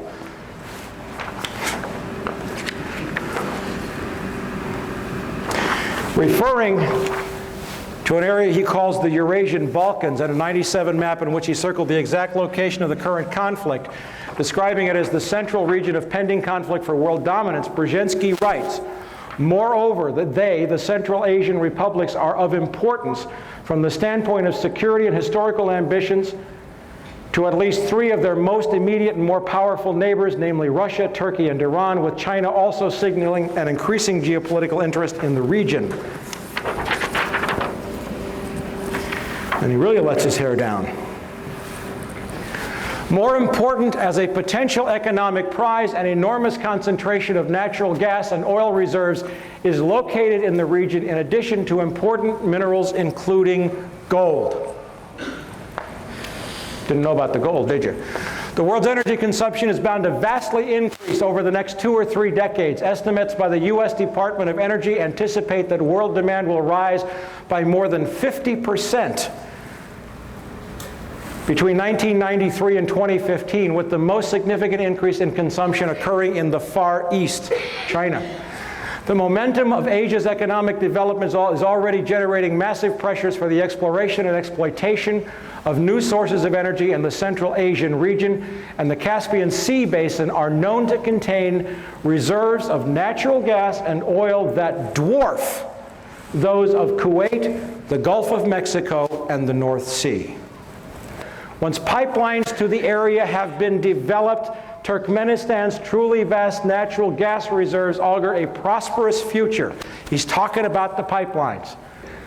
Without sustained and directed American involvement, before long, the forces of global disorder. Global disorder? You mean democracy? Global disorder could come to dominate the world scene, and the possibility of such a fragmentation is inherent in the geopolitical tensions not only of today's Eurasia, but of the world more generally.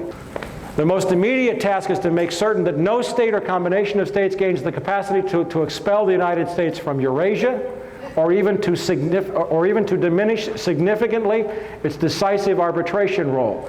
In the long run, global politics are bound to become increasingly uncongenial to the concentration of hegemonic power in the hands of a single state. Hence, America is not only the first, as well as the only truly global superpower, but is also likely to be the very last. And what does he say that's going to happen? He says that the United States will fold into a one-world government in which all nations will cease to exist, run by corporations. I'm paraphrasing it. Now, hold your breath. Very last pages in the book. Moreover, as America becomes an increasingly multicultural society, it may find it more difficult to fashion a consensus on foreign policy issues except in the circumstance of a truly massive and widely perceived direct external threat. Read it again. Read it again, she said. Maybe I should read this with a German accent. Wait a minute. Moreover, as America becomes an increasingly multicultural society, it may find it more difficult to fashion a consensus on foreign policy issues, except in the circumstance of a truly massive and widely perceived direct external threat.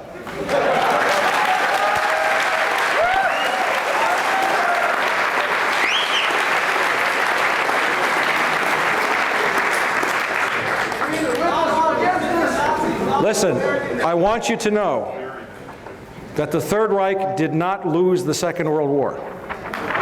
It just changed venues. Now we're going to close with a summation. And you all are still with me. Nobody's fallen over in their chairs, right? Can I have a minute to take a hit off my Pepsi here?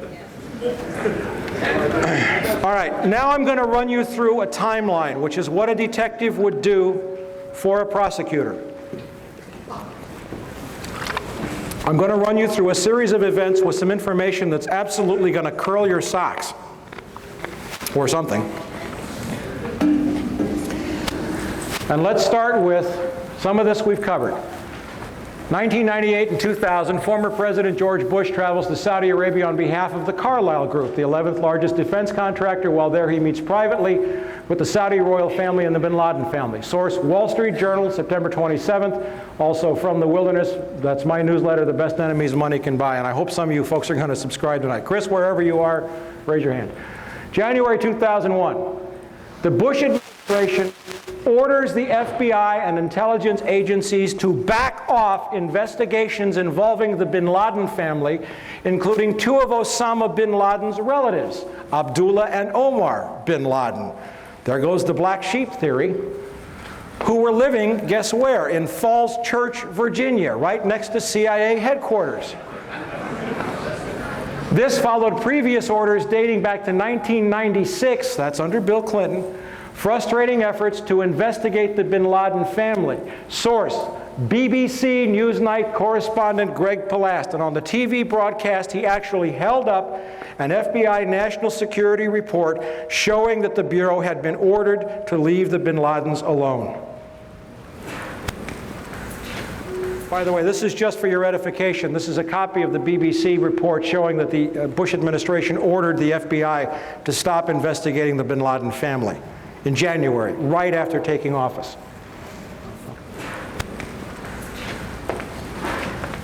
February 13th, UPI terrorism correspondent Richard Sale, while covering a trial of bin Laden's al-Qaeda followers, reports that the National Security Agency has broken bin Laden's encrypted communications. They introduced the evidence into court. The NSA had broken his secure communications. Even if this indicates that bin Laden changed systems in February, it does not mesh with the fact that the government insists that the planning for the September 11th attacks took years. May 2001, Secretary of State Colin Powell gives $43 million in aid to the Taliban. Why? Good question. Purportedly to assist hungry farmers who are starving since the destruction of their opium crop. And in January, on the orders of the Taliban. Source, the Los Angeles Times, May 22.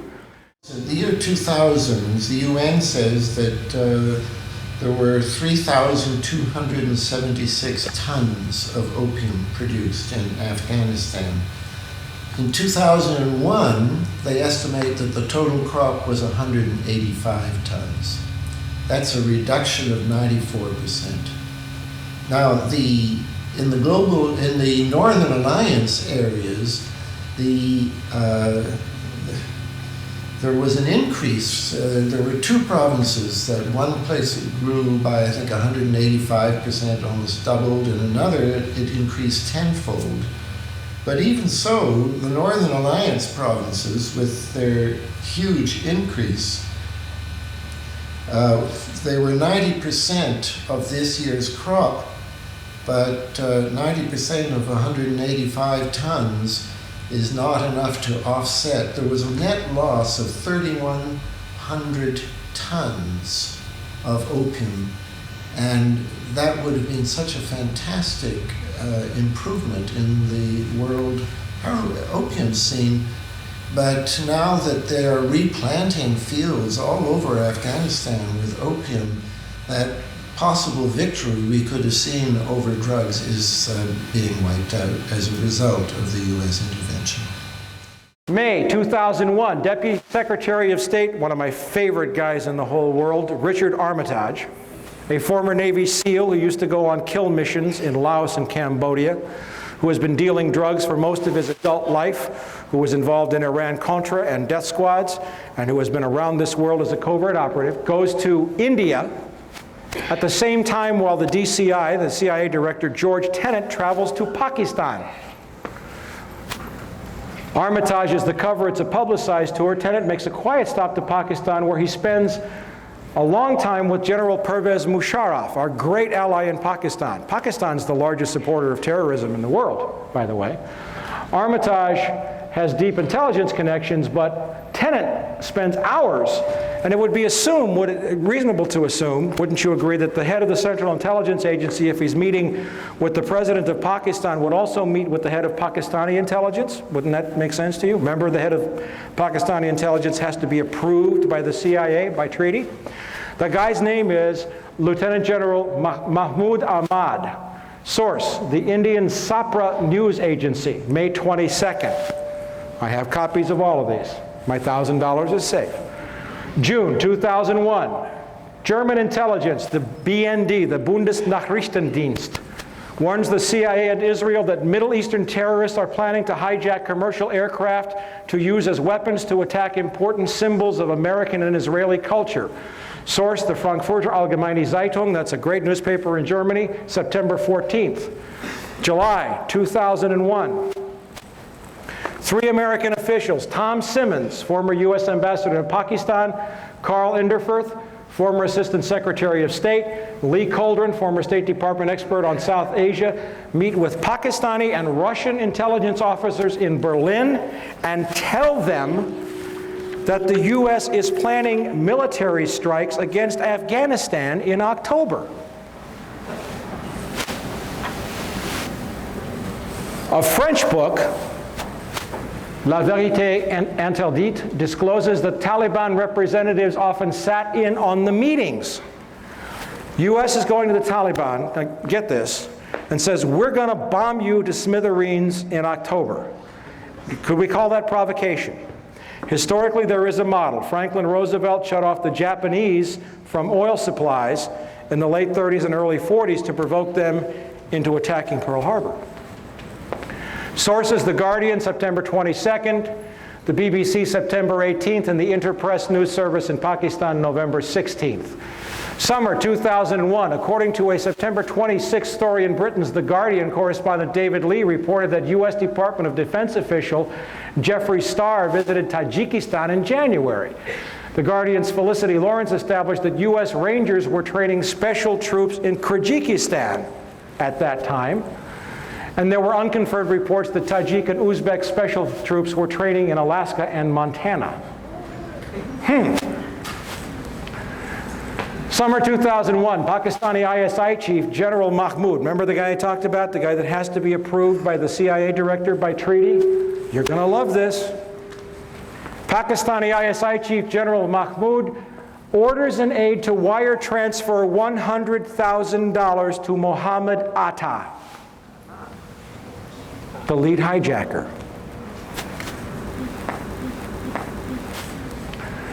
who was, according to the FBI, the lead terrorist in the suicide hijackings. Mahmoud recently resigned after the transfer was disclosed in India and confirmed by the FBI. Source, The Times of India, October 11th. Our allies wiring $100,000 to the lead hijacker before the attacks.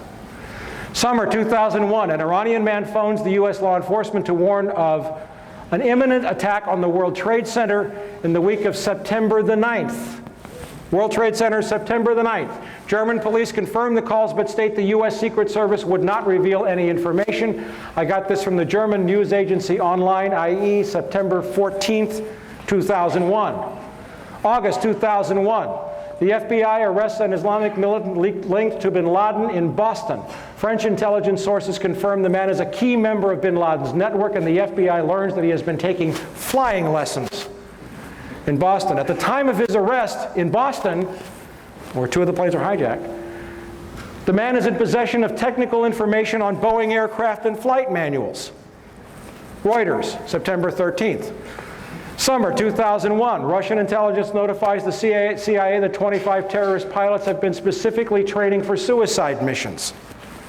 This is reported in the Russian press, and I have one of my sources, I have several sources who are former CIA officers, translated the article for me. July 4th through 14th, Osama bin Laden receives treatments for kidney disease at the American hospital in Dubai and meets with the CIA official who returns to CIA headquarters on July 15th. This is the guy who blew up the coal and the embassies that Bill Clinton signed an order it's okay to execute. He gets treatment at an American hospital in Dubai and flies out on a private plane. Oliver North in the 80s, Oliver North is one of my least favorite people, but he sent Navy planes to track down terrorists on the Achille Lauro. The moment bin Laden entered international airspace, he would have been fair game. The source for this story is Le Figaro, French newspaper, October 31st. Now, I got to throw in a caveat here. Le Figaro is owned by the Carlyle Group. These guys can't control everybody, okay? And they can't control reporters. Le Figaro was emphatic that they had confirmed the details of the story. The CIA immediately came out with an adamant denial, but the CIA never lies. You know, so did some people at the hospital. But you don't have to take this story as all or everything. But Le Figaro has not retracted the story. August 2001, Russian President Vladimir Putin orders Russian intelligence to warn the U.S. government in the strongest possible terms of imminent attacks on airports and government buildings. I watched it on MSNBC on September the 15th.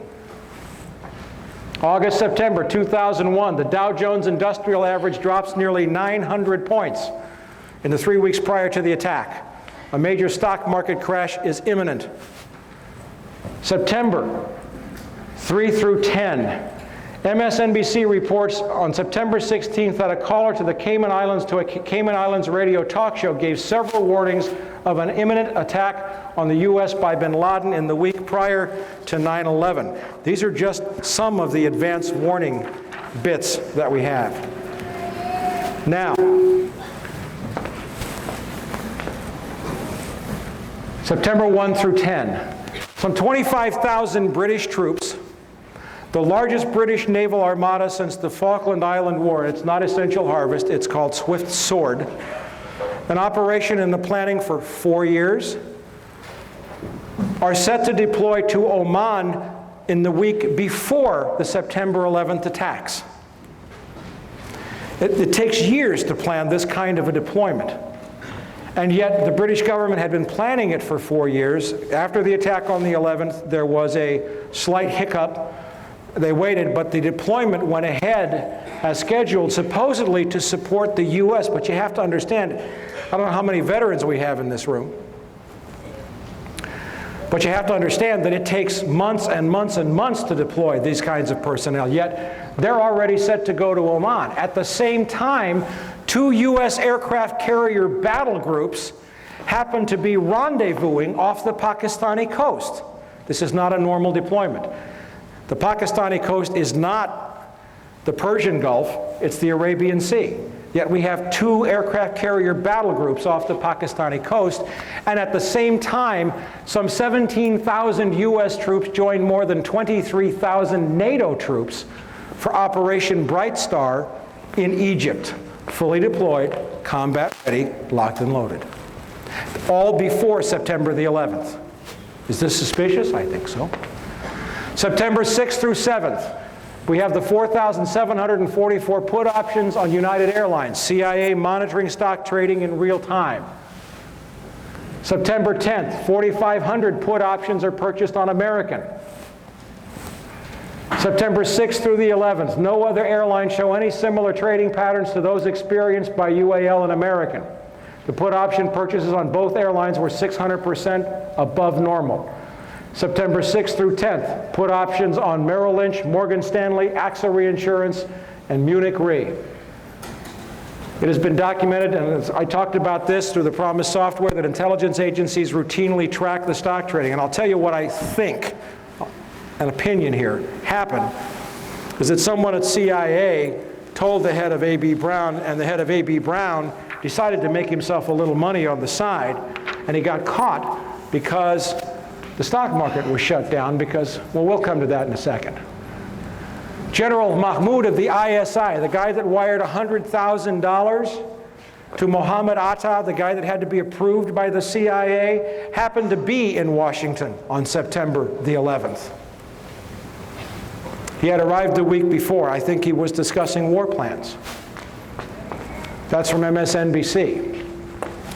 September the 11th, for 35 minutes from 8:15 a.m. until 9:05 a.m., with it widely known to the FAA and the military that 4 planes had been simultaneously hijacked and taken off course, no one notifies the President of the United States. It is not until 9:30 that any Air Force planes are scrambled to intercept, but by then it is too late.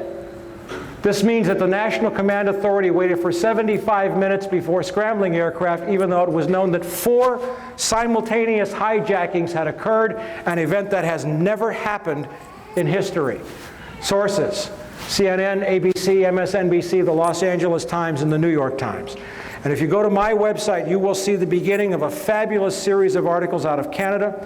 They've established clearly, using documents that have now been taken down off of U.S. Air Force websites, that it is a matter of routine policy on the FAA and the U.S. Air Force to scramble a jet the instant any airliner is hijacked without waiting for an order from the President. What does that mean, to scramble? I'm sorry. You put them up in the air and make them go intercept the jet, not shoot it down, but you put a fighter aircraft in the airspace with the hijacked airliner. It's FAA routine procedure. It doesn't require an order from the President of the United States. Remember Payne Stewart? Remember his airplane? Remember it went off course? It was off course for no more than 10 minutes, and fighter jets had been scrambled to fly along beside it. Now, if we have 4 simultaneous hijackings, why were no planes scrambled to intercept those planes for 75 minutes? The Andrews Air Force Base website has taken down information saying that it maintained a ready response scramble force to protect the skies over Washington, D.C. A presidential order is not necessary to intercept an aircraft. It is necessary to shoot down an aircraft. And yet the government has committed a lot of lies. Dick Cheney has lied about U.S. Air Force response. I used to work outside Andrews Air Force Base. I saw F-16s, F-18s, F-15s taken off all the time. So they took down that site? They have changed the site. It has been archived and saved. If you go to my website, go to the articles, you can get links to the way it used to read. Okay? All right. September 13th. China is admitted to the World Trade Organization after 15 years of unsuccessful attempts. The vote was taken, it was just ratified about a week ago, but that was the vote. Nobody noticed. September 15th, the New York Times reports that Mayo Shattuck III, the head of A.B. Brown in the United States, resigned effective immediately without explanation. The insider trading, September 15th was the first day that the stock market opened after the attacks. September 29th, the San Francisco Chronicle reports that $2.5 million in put options on American Airlines and UAL are unclaimed. This is the result of the suspension in trading. Nobody showed up to claim it. October 10th, the Pakistani newspaper Frontier Post reports that Ambassador Wendy Chamberlain has called on the Pakistani oil minister. The pipeline is now a go. Mid-October 2001, the Dow Jones is back up near 10,000 as a result of the massive looting, outpouring of cash. Kind of love this one. One of my dearest causes in the whole world, I have a couple of monthly columns in magazines, one of which is High Times, believe it or not. And, that's a strange thing for an ex-narc who hasn't had a beer or a joint. I've had no mind-altering chemicals in 18 years. It'll be 19 in January. I'm a recovering alcoholic, and I work a lot with men in recovery. I've written more than 30 articles on the subject of drug addiction and recovery for the U.S. Journal of Drug and Alcohol Dependence, and I can tell you that drug addiction is a medical, social, and spiritual problem. It is not a criminal problem.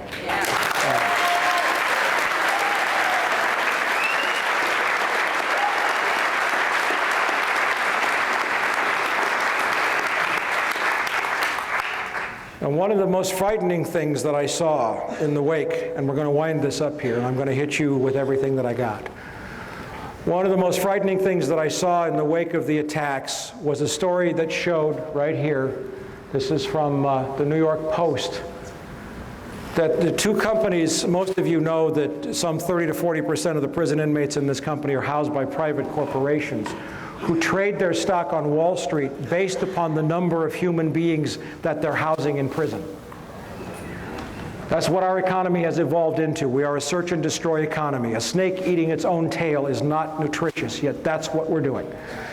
And I saw that the stocks of these two companies, Corrections Corporation of America and Wackenhut, went up 300% in the, 2 weeks after the attacks. And not only that, you read this story, and there was an urgent request outside of the budget for 40,000 new prison beds.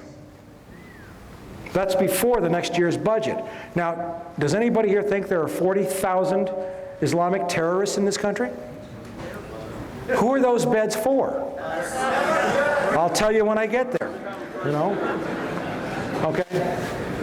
But the Bureau of Prisons budget request next year is supposed to ask for something, and this is not confirmed, but I've heard on the order of 400,000 new prison beds. Maybe more. Do you have that on your site?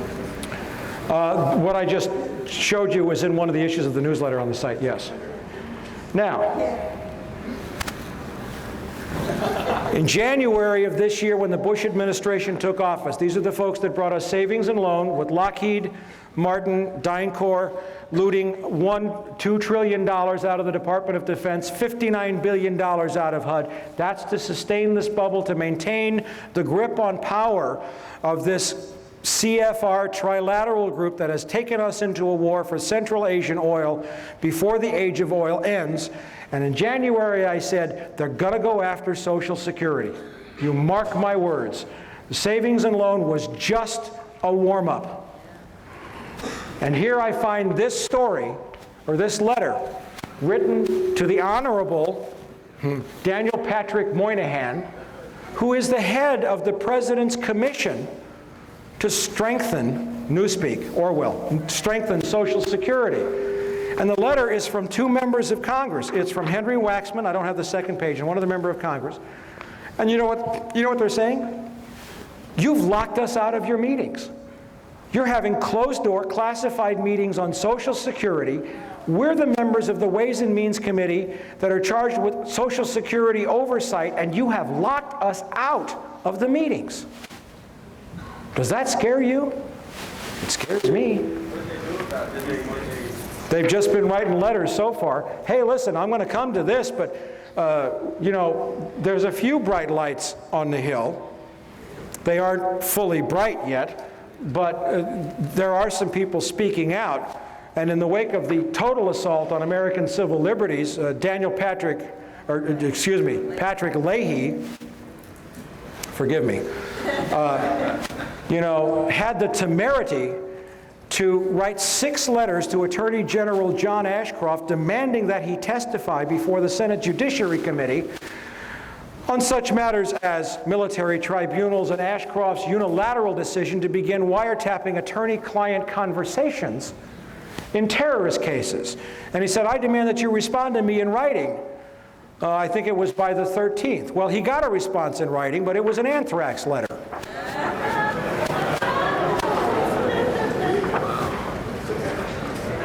You notice they're only going to Democrats?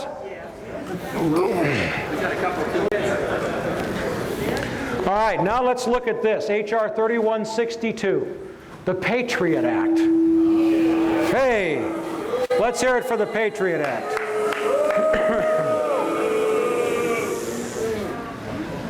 Now it's group therapy. That's good. Okay. In the most recent issue of From the Wilderness, we covered some of the highlights or the lowlights of this bill. And I want you to listen to me very closely. This is your Constitution.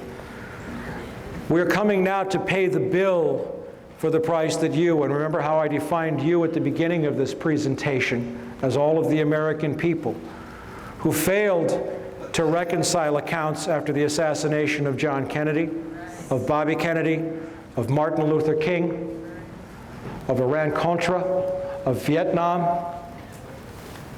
of Panama, of savings and loan, of the genocide of 2 million people in Rwanda, of the rendering to radioactive waste of large portions of Iraq with depleted uranium that's contaminated with plutonium, the displacement of 1 million people in Colombia within the last year. The bills are coming due, and now it's your turn to pay. The Patriot Act that was passed just recently includes several provisions. First of all, the FBI can enter your home in a criminal investigation. I think it's criminal. They might have said terrorist. It doesn't make any difference how you define it. When you're not there, without a search warrant. They may seize whatever they want to seize and use it to convict you in a court of law for a crime when you didn't even know they came. Now, how many people know that the Fourth Amendment to the United States Constitution is supposed to protect us against unreasonable searches and seizures?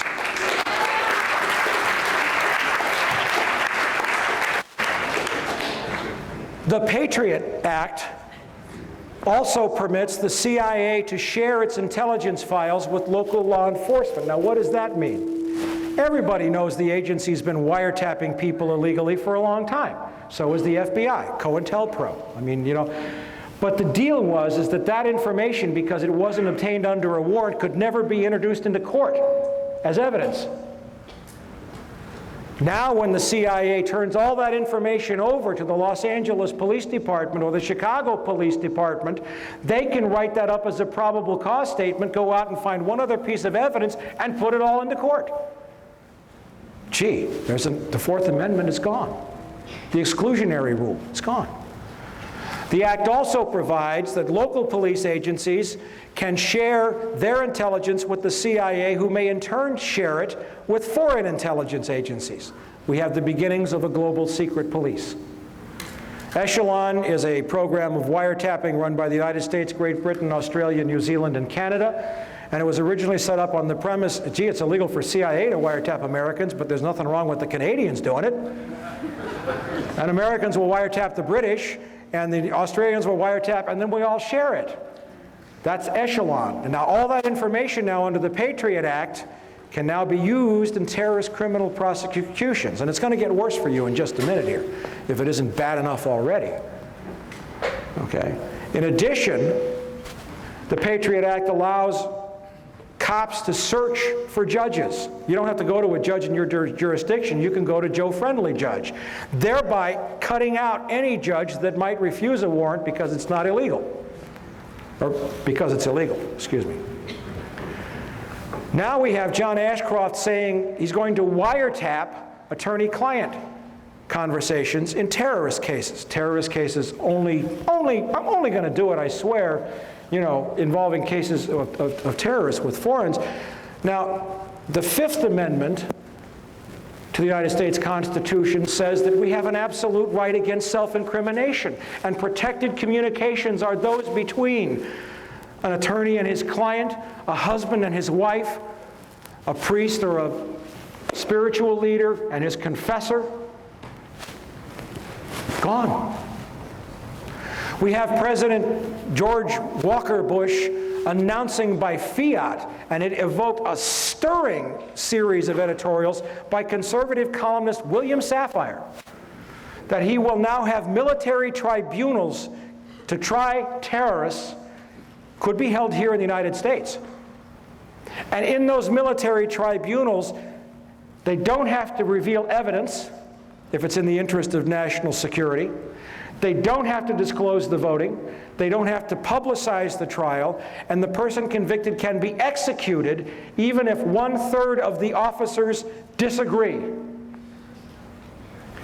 The Sixth Amendment to the United States Constitution provides the right to a fair and speedy trial, the right to confront one's accusers and to examine the evidence against him. Also, under the Patriot Act, it is legal for the FBI to come into any business on a terrorist investigation and seize all of the business records. And what's more, there's a clause in there that says that if it's your business, you can't tell anybody that the FBI was there, or they can lock you up. There goes the First Amendment, the freedom of speech, part of the First Amendment. Now, people who read this, who want to defend the Bush administration, will say, good grief, they wrote a sunset clause into this. It's supposed to go away after 4 years. Well, if you read the sunset clause, and it's in the last issue of From the Wilderness, there's a provision in there that says this clause applies except for in any case where the investigation was begun before the sunset clause takes effect. The sunset clause doesn't exist. All they have to say is, we started this investigation before it's a date in 2005. And there is no sunset clause. There is no Santa Claus, maybe. This is just the beginning. I didn't become a policeman to break laws. I became a policeman to protect people and to enforce laws. In the article in Insight Magazine, it was mentioned that you didn't get a chance to read the bill completely before you had to vote on it. Is that true? You know, that is interesting because a lot of people are fascinated with that possibility, and it is true. And they think, well, is this the first time that's happened? And I say, no, anything that's important, that's the usually way they do it. Unfortunately, what they do is they pull these shenanigans and say, you don't have much time. But we looked real hard for that bill. And even while I was going to the floor, the staff still could not get it off the internet. So that in itself should have been a reason for everybody to vote against it. So there was not a full disclosure there. We had an idea that they were taking a reasonably bad bill and substituting a very bad bill, which was the Senate version. The House had actually cleaned up the Senate version to some degree, but they switched it at the last minute. We did not have it in front of us, so that even made it that much easier to vote against. And I am a very poor example. 23 years. I've been shot at twice. I've been made homeless. I've been forced into bankruptcy. I was told that if I ever had children, they'd be killed. I was denied employment. I was arrested on phony charges. I've had all of that in 23 years, and yet my sacrifice pales by comparison to some brave men I know. And I'll mention two out of dozens that I know. One is Celerino Castillo, a DEA agent who lives in McAllen, Texas, in poverty, who watched the CIA loading planes full of cocaine at Ilopango Airfield in El Salvador, who confronted Vice President George Bush then, and who was told to leave it alone. It's a White House operation. The DEA forced him out and almost killed him like Serpico. And the other is a Marine colonel by the name of Jim Sabo, who caught those CIA C-130s flying cocaine onto his base at El Toro Marine Air Station and was murdered because of it.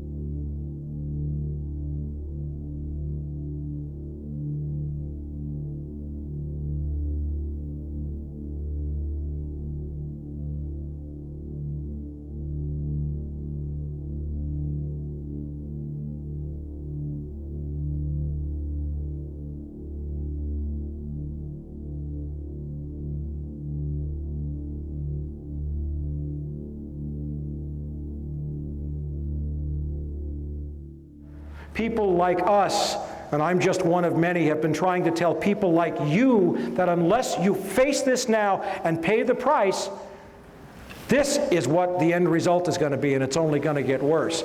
Catherine Austin Fitts has a great saying, if we can face it, God can fix it. But it can't happen until we face it. Now let me show you what's on the drawing boards. This is being debated right now. Model State Emergency Health Powers Act as of October 23rd. This goes in conjunction with the 300 million doses of smallpox vaccine that are being ordered.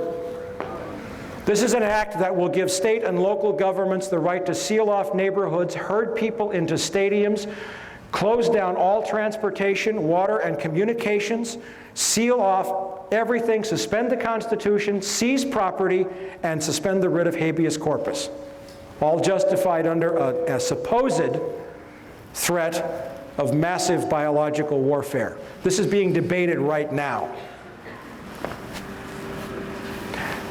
The criminality of this regime is out of the closet.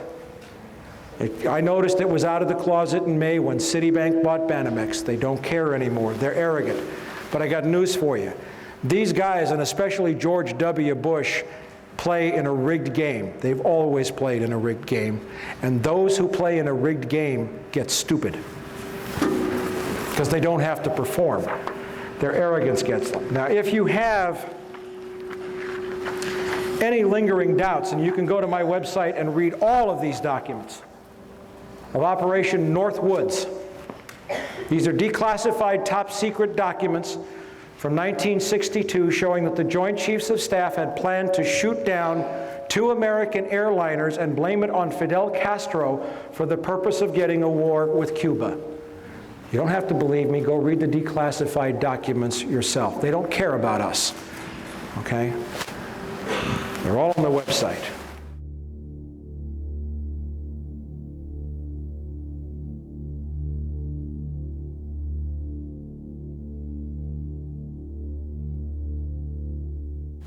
The victorious warlord set to open opium floodgates. The Northern Alliance is planting opium poppies hand over fist, and the CIA will control that drug trade and control the money to keep the bubble on Wall Street afloat. I want to leave you with a couple of thoughts.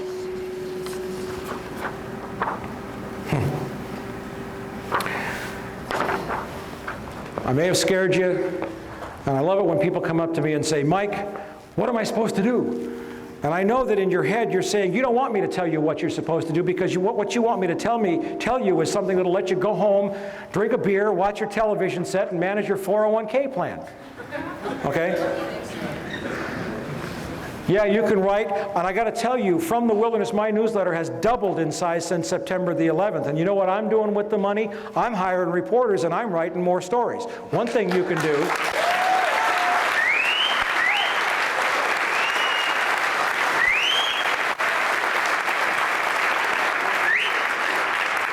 One thing you can do is vote with your money. Stop giving money to people who lie to you. Okay? Now, I'll give you a little word of inspiration. I'll give you, this is a comment on the Patriot Act. It says, our forefathers would think it's time for a revolution. This is why they revolted in the first place. They revolted against much milder oppression. And who said it? A Republican Congressman, Ron Paul of Texas.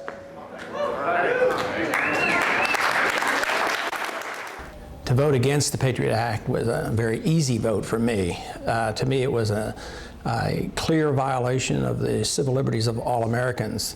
It was called Patriot Act because they didn't want anybody to vote against it, claiming that if you didn't vote for it, you weren't a patriotic American citizen. I think it was probably the opposite way. I think those who voted for it voted for a bill that undermined the Fourth Amendment, the whole principles of individual freedom and liberty in this country.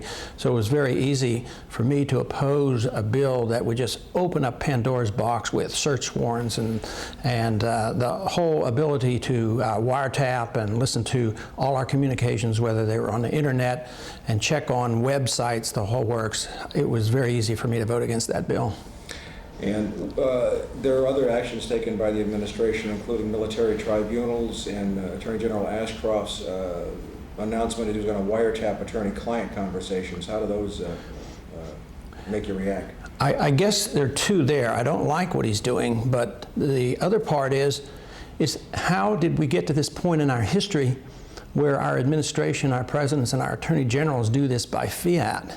Just come up and declare, well, there's going to be new military tribunals set up, or we're going to wiretap communications between the accused and their lawyers, and they didn't even confer with the Congress. So I would say that's very bad. Of course, there's the slippery slope there. They say, well, we're only going to do this with the terrorists. Well, how do we know who the terrorists are if they haven't had a trial? So the whole thing is just outlandish for a country that pretends to protect the rights of the accused, and we challenge other countries like Peru in recent years for setting up these type of tribunals. So I think that moving in this direction is a serious challenge to the whole principles of the 10 Amendments and the Constitution. For all the FBI agents in the audience, a revolution can be anything, but I will tell you this, that a revolution, according to Thomas Jefferson, James Madison, Monroe, and all of the founding fathers, is my divine right.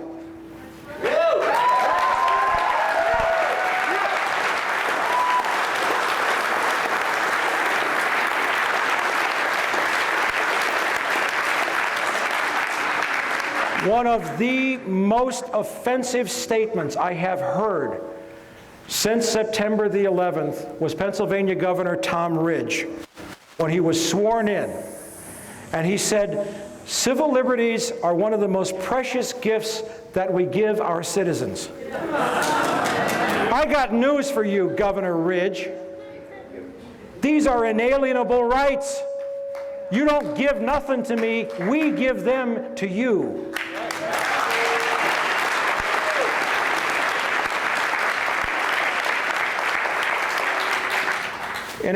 During the Civil War, Abraham Lincoln suspended the writ of habeas corpus, and it led to one of the most powerful and most important trials that ever reached the Supreme Court of the United States. The case was Ex parte Milligan. And this is what they had to say. They said, the Constitution of the United States is a law for rulers and people equally in war and in peace, and covers with the shield of its protection all classes of men at all times and under all circumstances. No doctrine involving more pernicious consequences was ever invented by the wit of man than that any of its provisions can be suspended during any of the great exigencies of government.